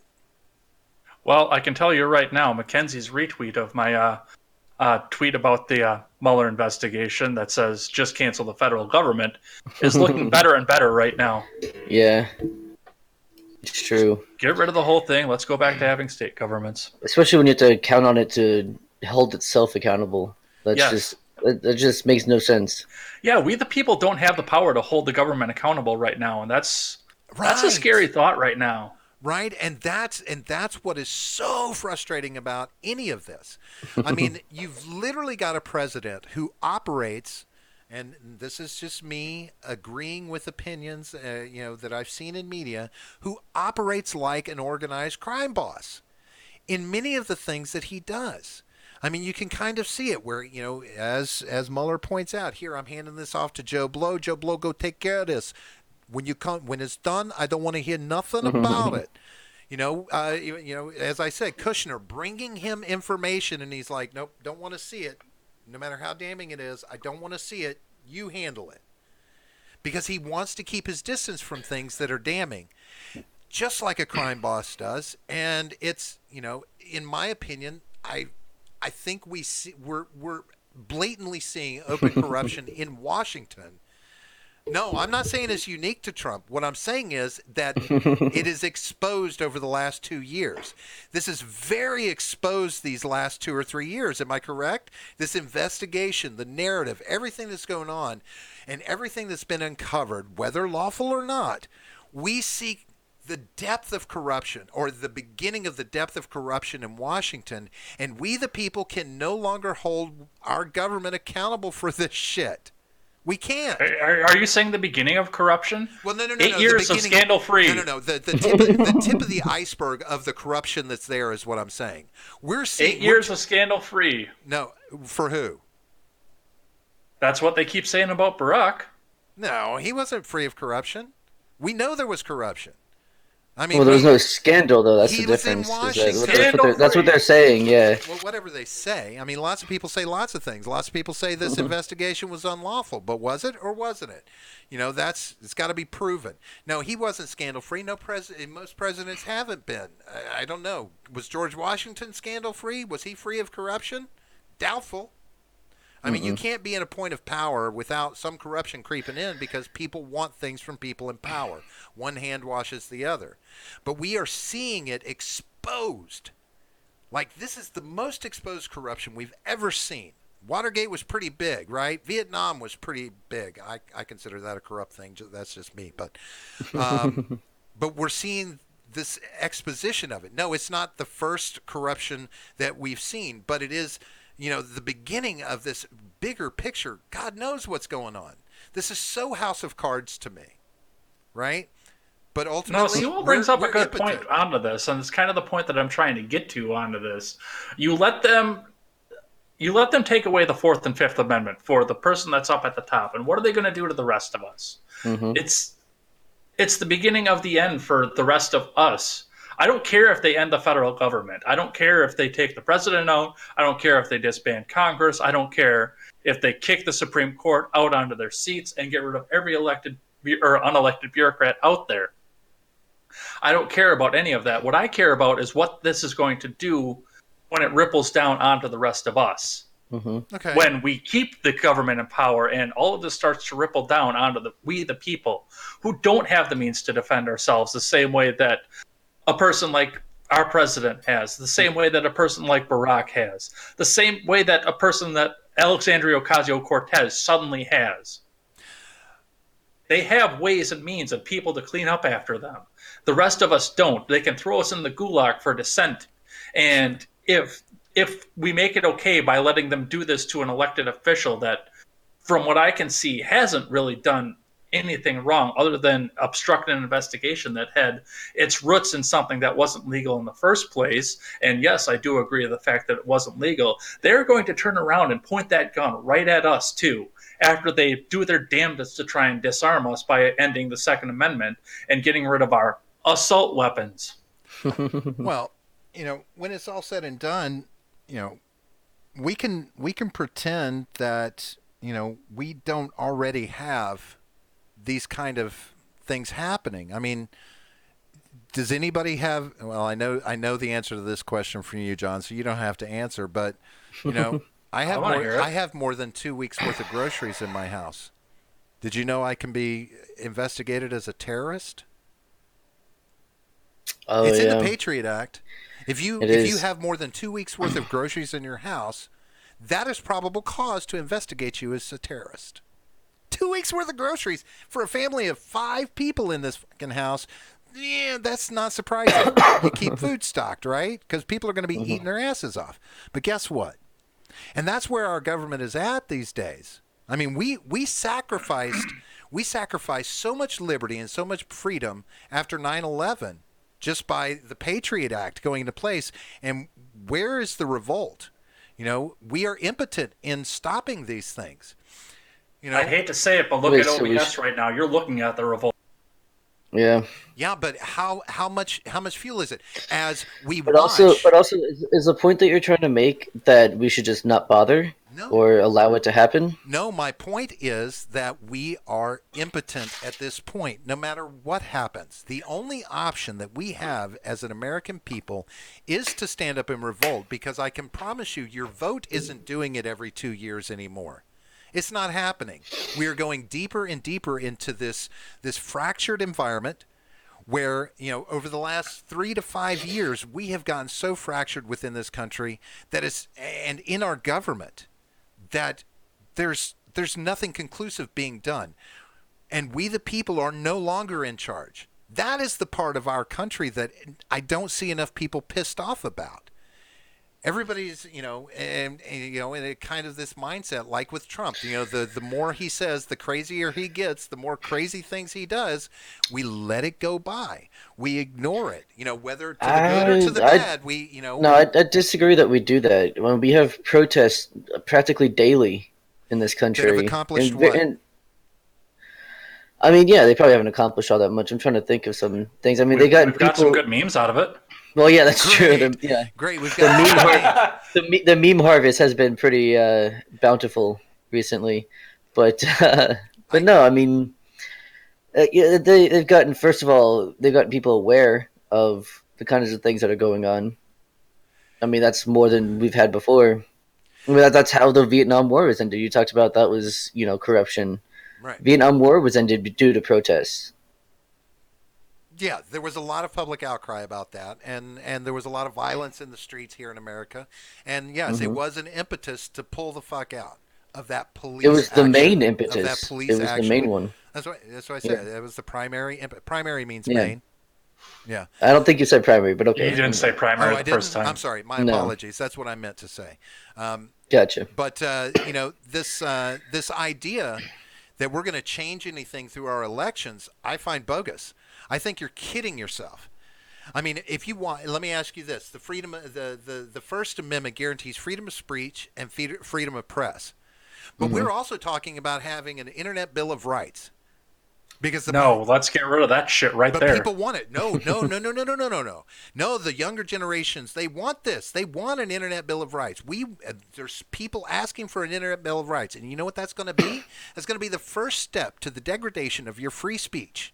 The first degradation to your freedom of press. That will be the first step in diminishing the First Amendment. And once that begins to fall, that will happen faster than your right to bear arms. I can guarantee you this. Look over in Europe how fast it's moving. Well, they don't actually have a First Amendment or anything, or an equivalent. But you understand the hate speech and the crimes, the hate crimes, and this and that. Yeah. It has snowballed over the last handful of years into this untenable situation.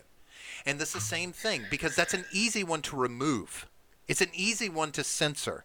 It's an easy one to fuck with, especially when you have a president who preaches a narrative that the media is primarily fake news. You can't believe it. I believe that if they print fake news, they should not be able to put out news anymore. I think television shows should be banned because they make fun of me. This is the mindset that's being fed into people in this country. It's a narrative.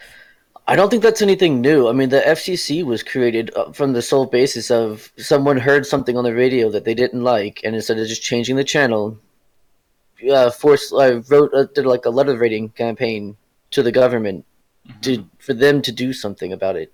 And then now we have all these restrictions on what you can see and hear on the airwaves and radio waves, whatever. Sure. So I mean, that's not anything new. Well, and that was moral outrage, right? A lot of that's moral outrage. You've seen that slip. I mean, what can you get away with now on regular primetime access television channels? Just the ABC, NBC, those channels. I mean, you can almost get nip slips now. I mean, there's not very much that's not allowed on regular nighttime television. I don't think that's true. I mean, they can't swear for one you thing. You can say shit. You can say swear words. You can say shit on television. Yeah. You used to not be able to. It was so awesome when NYPD Blue, they were one of the first ones to actually say shit on primetime television and not and be a prime network, not a cable network. They weren't an independent. I shit my pants practically. I was like, holy cow! They allowed this on TV. Well, that's been loosening, right? So I mean, it was due to, I'm sure, a lot of like protests, not like out in the street, but like people saying, "Hey, like this is ridiculous," writing letters, or that's probably what they were doing at the time. Because when was that? That was early '90s. NYPD Blue was on, in like the early '90s, late '80s. It was '80s, '90s, into that. Yeah. Well, there was that at the time, but I mean, you look at it in a more modern sense right now, just as well. Look at what we are doing right now. We are providing entertainment and information out there, and we are there's no rules and laws that are holding us beholden to having to put the bleep over the S word like you just threw out there. I can go out and say fuck on every single episode that I wanted to if I really wanted to, but I choose not to, but I could. But throw a naked picture of a woman up.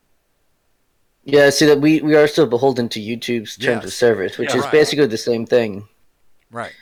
I think that's part of the reason that some of the rules are loosening up on at least the language on regular mainstream media.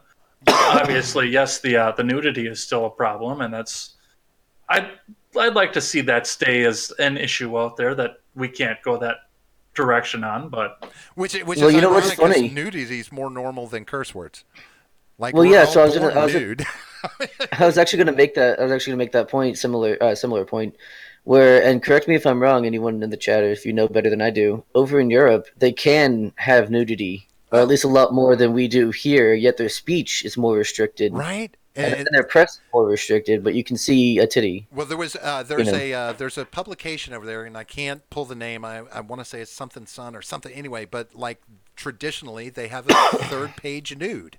They have a topless woman on the third page. It's just been a standard of there where they have a model, and they used to. I don't know if they still do. That's good marketing. But that was a thing that they would have. They would have one image of a topless woman in there. She might, I think maybe it went on to full. Well, they were tasteful nudes, of course. Tasteful. They were tasteful, but that was just a standard in this publication. It was kind of like a National Enquirer thing. But yeah, so it's different in different places, right?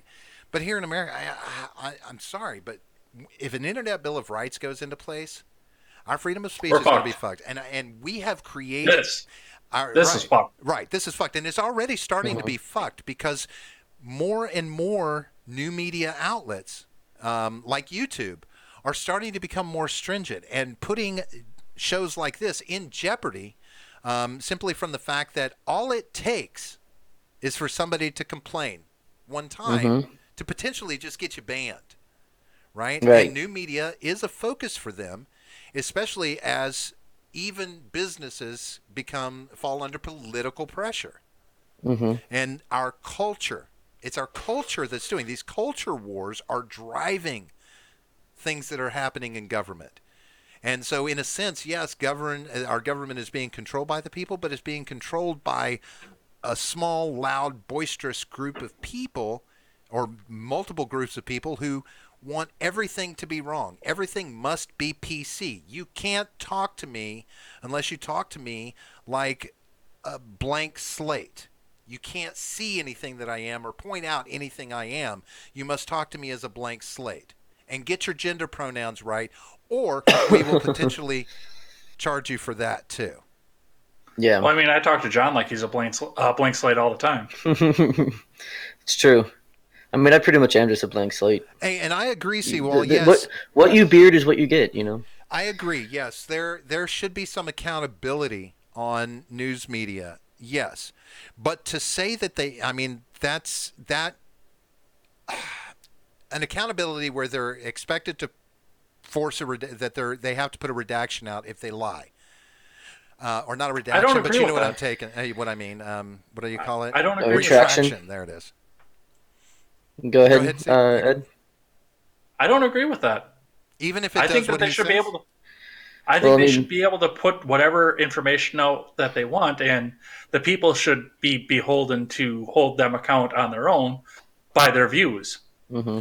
Well, but that goes back to you can't say fire in a crowded movie theater. If the New York Times puts out a story and says it's conclusive, vaccines are dangerous to people, never get your children vaccinated, and that's false, they're going to create a narrative. They create danger to people's lives. Like Seawall said. No, that is going to be natural selection. And the people who believe that the New York Times is the be-all, end-all are all going to die from measles. And then the rest of us inherit the world because we were smart enough. Yeah, that's fair. So how do you determine whether or not somebody's pushing a lie or telling the truth? You listen to many different sources. You find all the facts and draw your own conclusions. But every right, and if somebody's saying incorrect things constantly, someone else is going to be saying the correct things and calling that other person out by name, saying this person is full of shit and here's why. And then maybe they even get together and have a debate, like we're going to be doing later on tonight. Well, I kind of have to lean towards Seawall. If you endanger lives, that is a...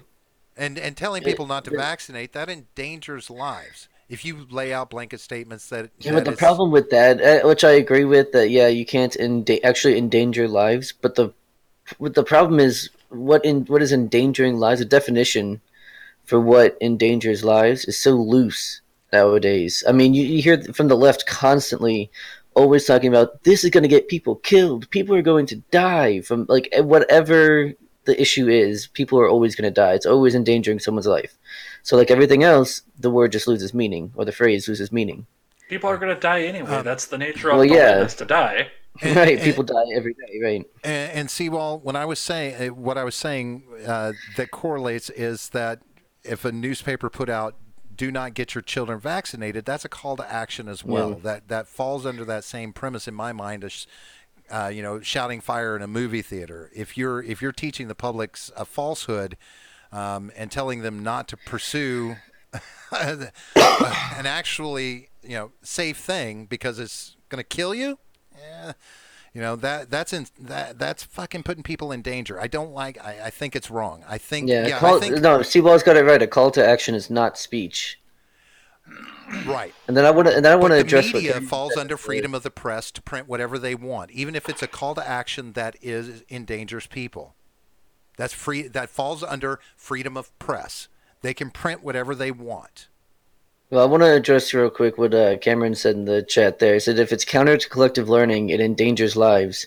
So let's accept that premise for a moment. Who gets to decide what is counter to collective learning? I'm going to give it to him. Yeah, so we can move on until he answers. But who decides that? And I guess because we've had this conversation plenty of times, in our personal lives, and I've never gotten a clear definition of what collective learning is and what it's supposed to be doing. So I'm going to give that to him while we move on. And from a First Amendment standpoint, popular will. So mob rule. Gotcha. Mob rule. Yeah. He is kind of he is kind of a communist. Popular rule kind of guy, Yeah. So in the First Amendment, it specifically calls out speech and it specifically calls out freedom of press, right? So freedom of press, are those two things mutually exclusive? What was the question? The First Amendment calls out both freedom of speech and freedom of press. Does that make them mutually exclusive? Because, Seawall pointed out a call to action is not speech. And I'm not saying that, that is falling under freedom of speech. If a paper puts it out, that falls under freedom of press, which is still in the same amendment. So, you know what I'm saying? Well, so like if a reporter gets on television and says, this person did this, we need to take action against that person, or even I believe even if they say, vaccines are bad, do not get your children vaccinated, that would still be a call to action. Right, but is that covered under freedom of speech or freedom of press? And it's still a call to action, whichever side it's on. But either way, the government shall make no law abridging either. Right. So it doesn't matter whether it is or not. So if the Internet Bill of Rights, and they also wouldn't say it like that either, and it does restrict restrict speech online, that means that an Internet Bill of Rights that restricts anything like that would be unlawful, right? Unconstitutional? Like, doesn't that inherently make an Internet Bill of Rights unconstitutional if it tells you that you have to censor yourself online? Well, no, see, I think the Internet Bill of Rights, what people talk about is guaranteeing free speech as opposed to restricting it. That's what people talk about when they argue for it.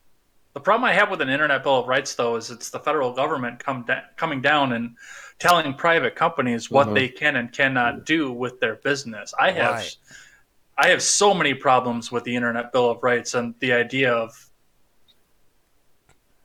putting the boot down on companies like that, Yeah. Right. You can't tell Facebook you have to let people say anything that they want, right? Because they're a private, and well, okay, Facebook's probably not good because you'll go to the government subsidies, but if whatever site it is, you tell them no, your terms of service don't matter. Well, I mean, they all receive government subsidies, which we should end anyway. I was going to say, we could just get rid of government subsidies and solve a lot of this problem. Yeah, because those companies will just collapse. And there won't be a problem. And then you'll have places like Gab who'll be able to come up and... But the government is using these companies, you do have to remember, and they have to be compensated for their use as well. So, like Seawall says, printing press is just a distribution of info. I didn't realize you need to be a part of a major media firm to do this. You don't need to. What I'm saying is the First Amendment calls out two specific things: freedom of speech, freedom of press. So, is freedom of press, wouldn't freedom of press kind of cover freedom of speech? Or they had to qualify it both ways, right? So you can walk down the street and say whatever you like, as long as you don't say, I'm going to go kill the president.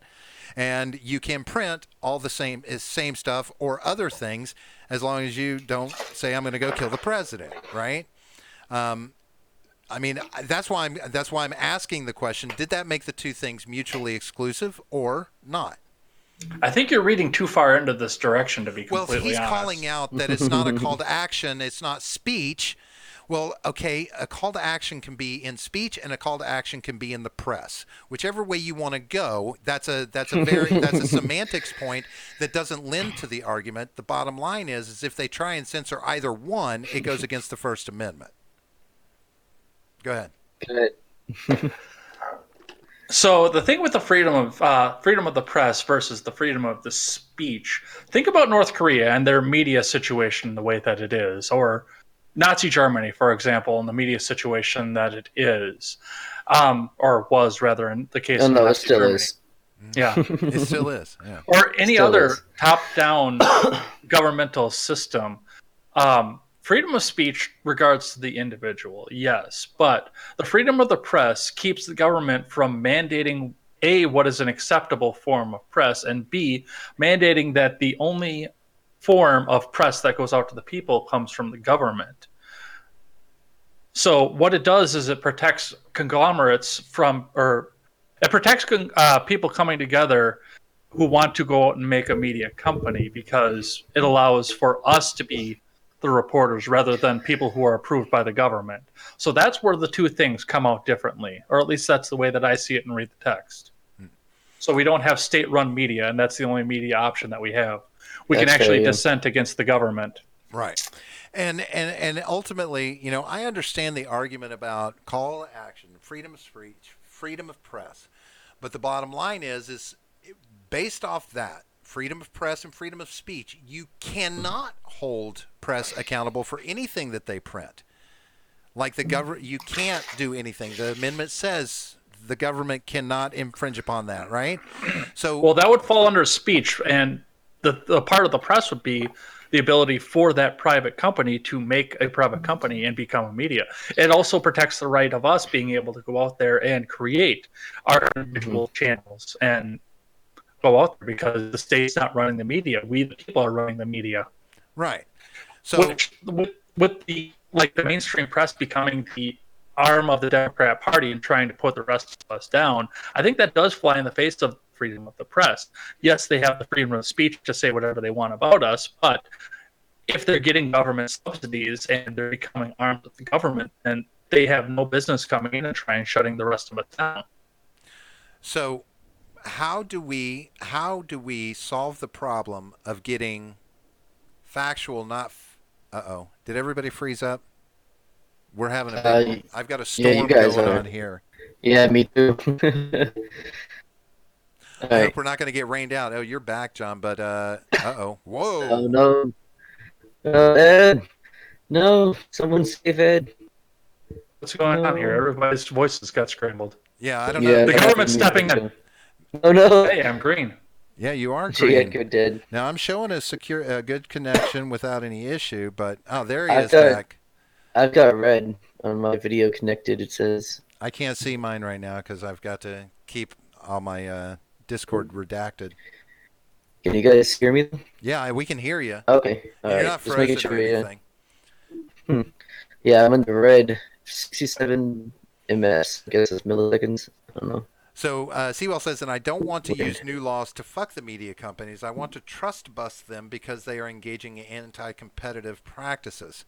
That's how does the public stay informed if we can't trust any? There they go again. If we can't trust any of the media that's being put out, because we have to be unsure about every media source we read. We really do. Like, mainstream press. We can't believe anything that we read anymore. Once upon a time, you felt like you could, right? If there was a story published in your local paper, you expected that was real. So how do we solve that problem to get mainstream media, stream media, from polluting the minds of the American people and giving them a cogent story that they can follow through with in handling their government? We don't. We just make alternatives. That sounds like revolution to me. I said before, the Golden Esblog Productions microphone is the revolution. No, I mean take it to we got to take the revolution to Washington. We're going to do a live stream in front of Washington? We've been at war for 233 years. We can add another couple on as we go ahead and get rid of the fractured, broken government that we have in place that is in various ways. That sounds like a call to action to me. This is just my opinion.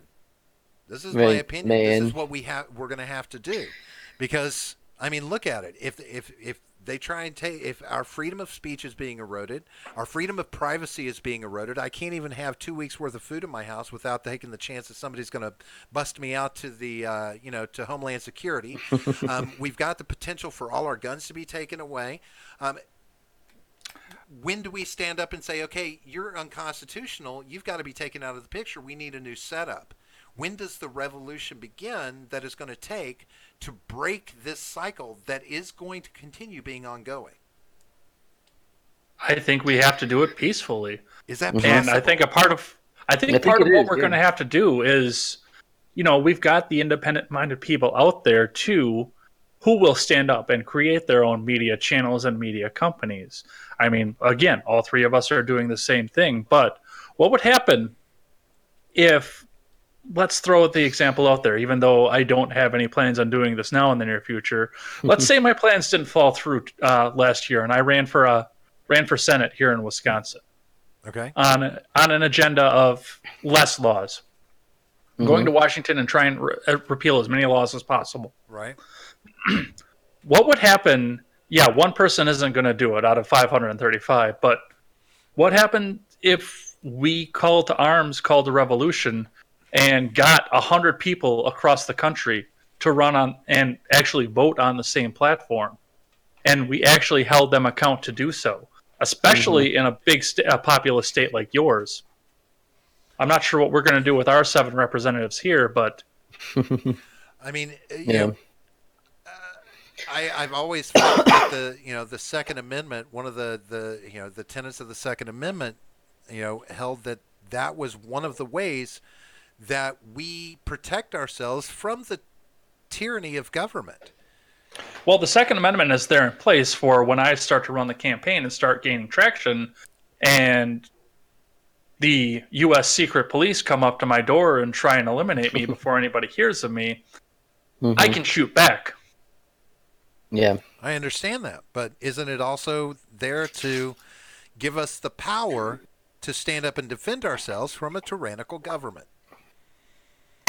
Isn't that the same thing I just said? Well, it is. Protect It is. Yeah. yourself. I'm saying protect ourselves as a nation, as the Collectively. people of this nation. But I also think that we should. I also think that we should move on from the Second Amendment thing, because that's what we're going to be talking about mainly. In the next couple hours. This was more talking. To me, this is more talking about how are we? Can we fix our government? Can we fix stuff like this Mueller investigation? What it uncovered, what it didn't uncover, whether it was lawful or not. How do we allow our government to do its job? And how do we believe the job that they're doing anymore? Where are we with our government at this point in time? I mean, is it broke beyond fixing? It's been broke beyond fixing for a long time. Okay. So when does it that was the reason that we have a constitution. Well, okay. Yeah. Okay, to break the government? To restrict the government. Restrict the government from having too much power. Right. To restrict what the government can do, which they are jumping past. Right. Oh, yeah. In leaps and bounds. So then the real question is, how, at what point do we call it tyranny? 17. No, I mean 99. What's our? So it's been tyrannical since then. The Articles of Confederation. Yeah. Is that what you're talking about? Yeah. Yeah. No, absolutely. So I think that we should go back more to a system like that. Not exactly the same, but along the same lines. So then the nature of government is to be tyrannical. That's why we have a First Amendment and a Second Amendment. So we have the chance to go back and stand up against them. That's why we have a Fourth Amendment, so that when the tyranny comes, we have certain documents that we can come out and say, no, you cannot do this. That's why we have a Fifth Amendment. Well, the Third Amendment, you skipped right over the Third Amendment. What's that? You said you skipped right over the Third Amendment, which is also important for tyranny, for resisting tyranny. True. I mean, Get that fucking tank out of my yard. Breaking. Yeah, exactly. If you got a soldier living in your house, you can't really dissent very well, especially if that's already illegal. Yeah.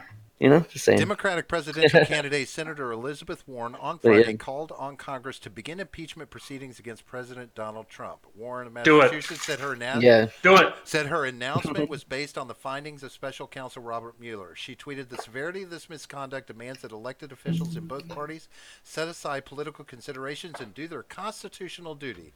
That means the House should initiate impeachment proceedings against the President of the United States." Now, she's full on just putting it out there. Start the proceedings.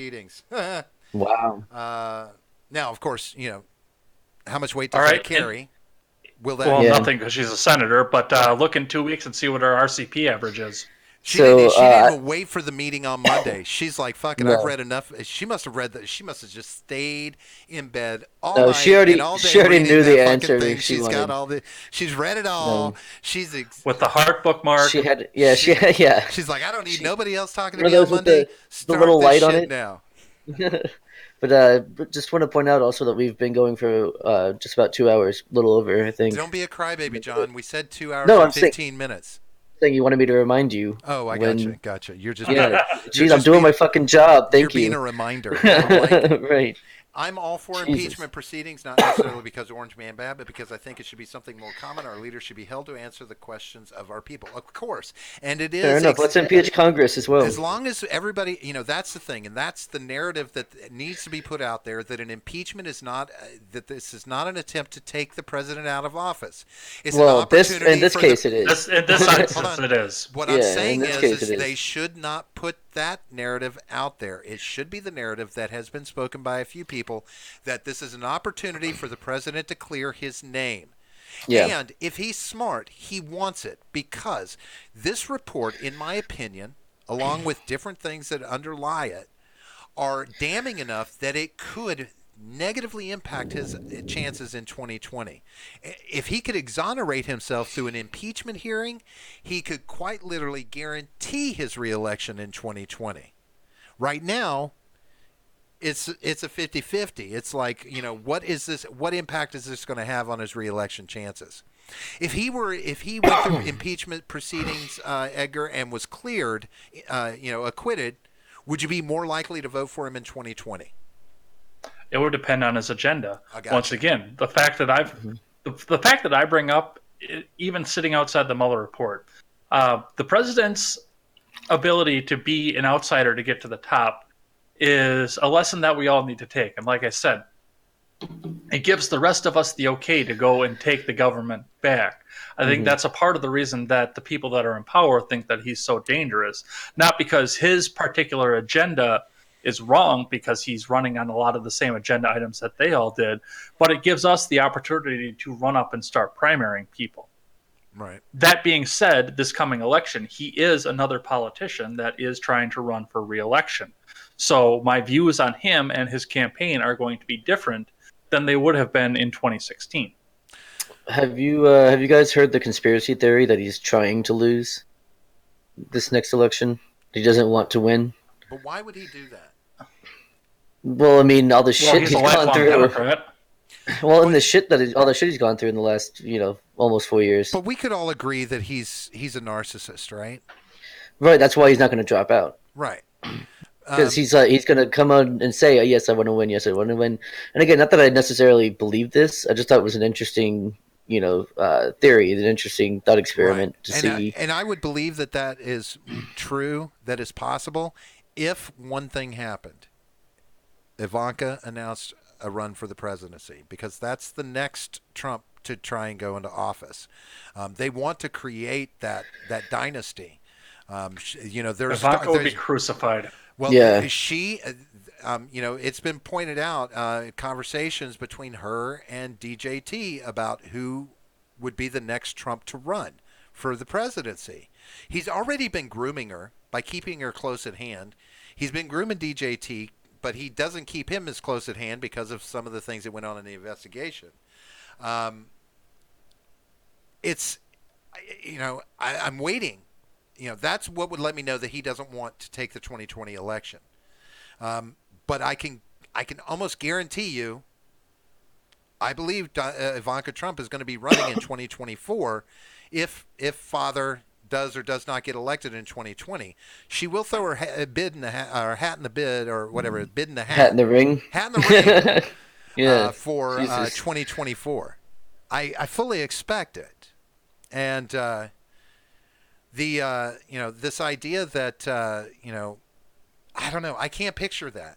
It was very surprising to me what something that Mueller had in his report that Donald Trump said very early on when the investigation started.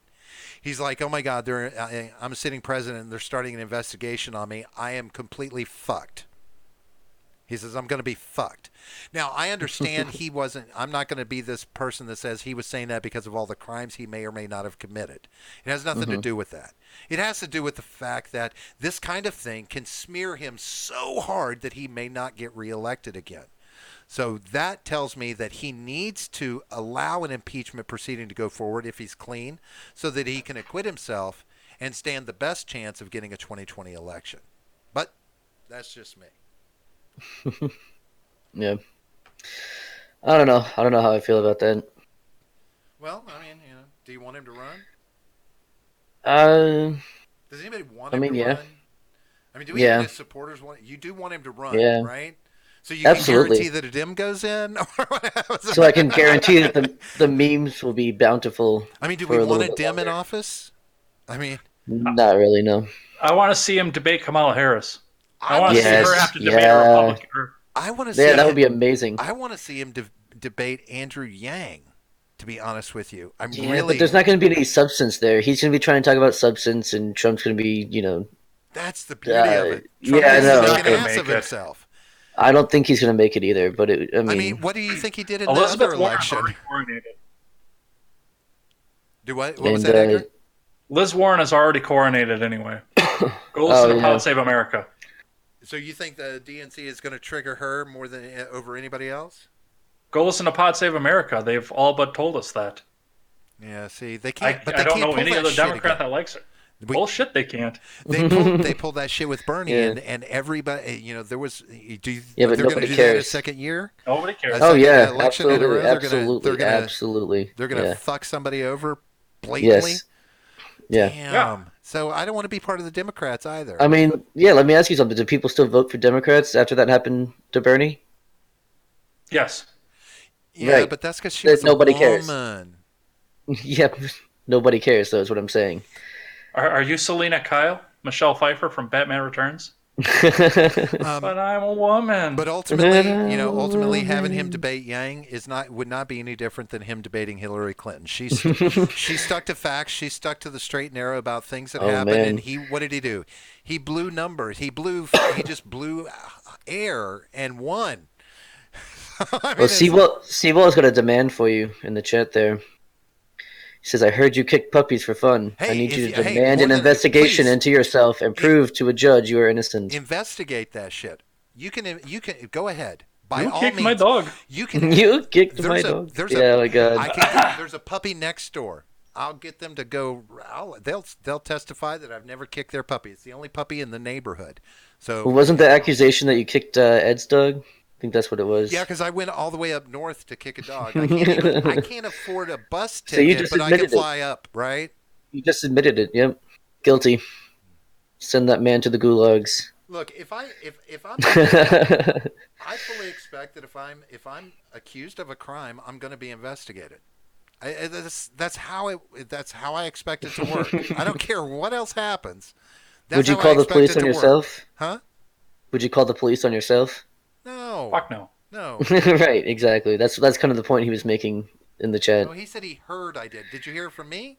Because I've never said I kick puppies for fun. So No, he heard it from Ed, I imagine. so there it is. It's not coming from me. It's coming from him. Oh, Either way. You want me to demand the investigation into Right. myself? Oh, that's fine. To prove myself clear. No, I'm not saying another investigation. I don't want another investigation of Trump. But I'm saying it's just a smart power play if he wants to make sure that he secures the votes he would need in 2020 to clear himself. And the easy exoneration is through letting the impeachment proceedings carry forth. Just like Clinton did, and Clinton was acquitted. No dress, no foul. I wouldn't mind seeing an investigation of the House Ways and Means Committee. I would mind. There's so many things that I think that we could investigate and get rid of in Washington, to where it would just be stick figures up there waiting for the American people to tell them what to do next. That's what we need to get to the point of. Get rid of lobbyists, get rid of the Ways and Means, set term limits, and stop going about this normal bullshit way of electing officials that we think is going to make some change 2 years from now. Oh, just wait. In 2 years, we'll make a change. We'll put the other side in, and we'll have change. Fuck that. It's just a back and forth tennis match that never solves anything. I'm pretty sure we're already almost there. I mean, 52% of the House of Representatives is already NPCs. Yeah, that's true. So, I So, don't know. But I will touch on this. We have hit 2 hours 15 minutes. Just let you know. Well, I'm just going to put this out there. The P tapes, man, the P tapes. We talked about them earlier, and I thought this was kind of funny. Yeah. Mueller's report basically says that they don't know anything about the P tapes, but there was communication that went on from that Michael Cohen received a text from a Russian businessman, Giorgio Rushkladze. Is that how that's pronounced? Rushkladze? That's exactly how that's pronounced. Yeah. Is it really? Damn. No.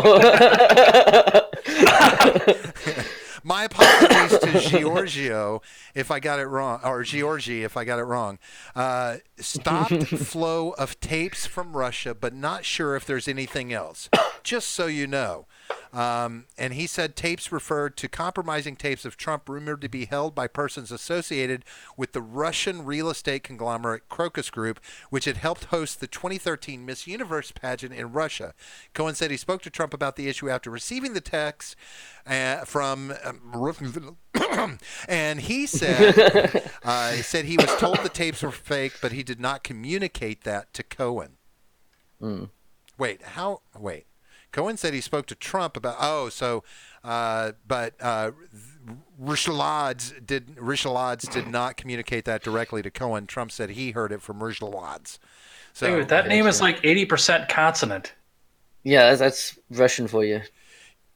Well, they are 80% of that continent, so they should have 80% of the consonants in their name.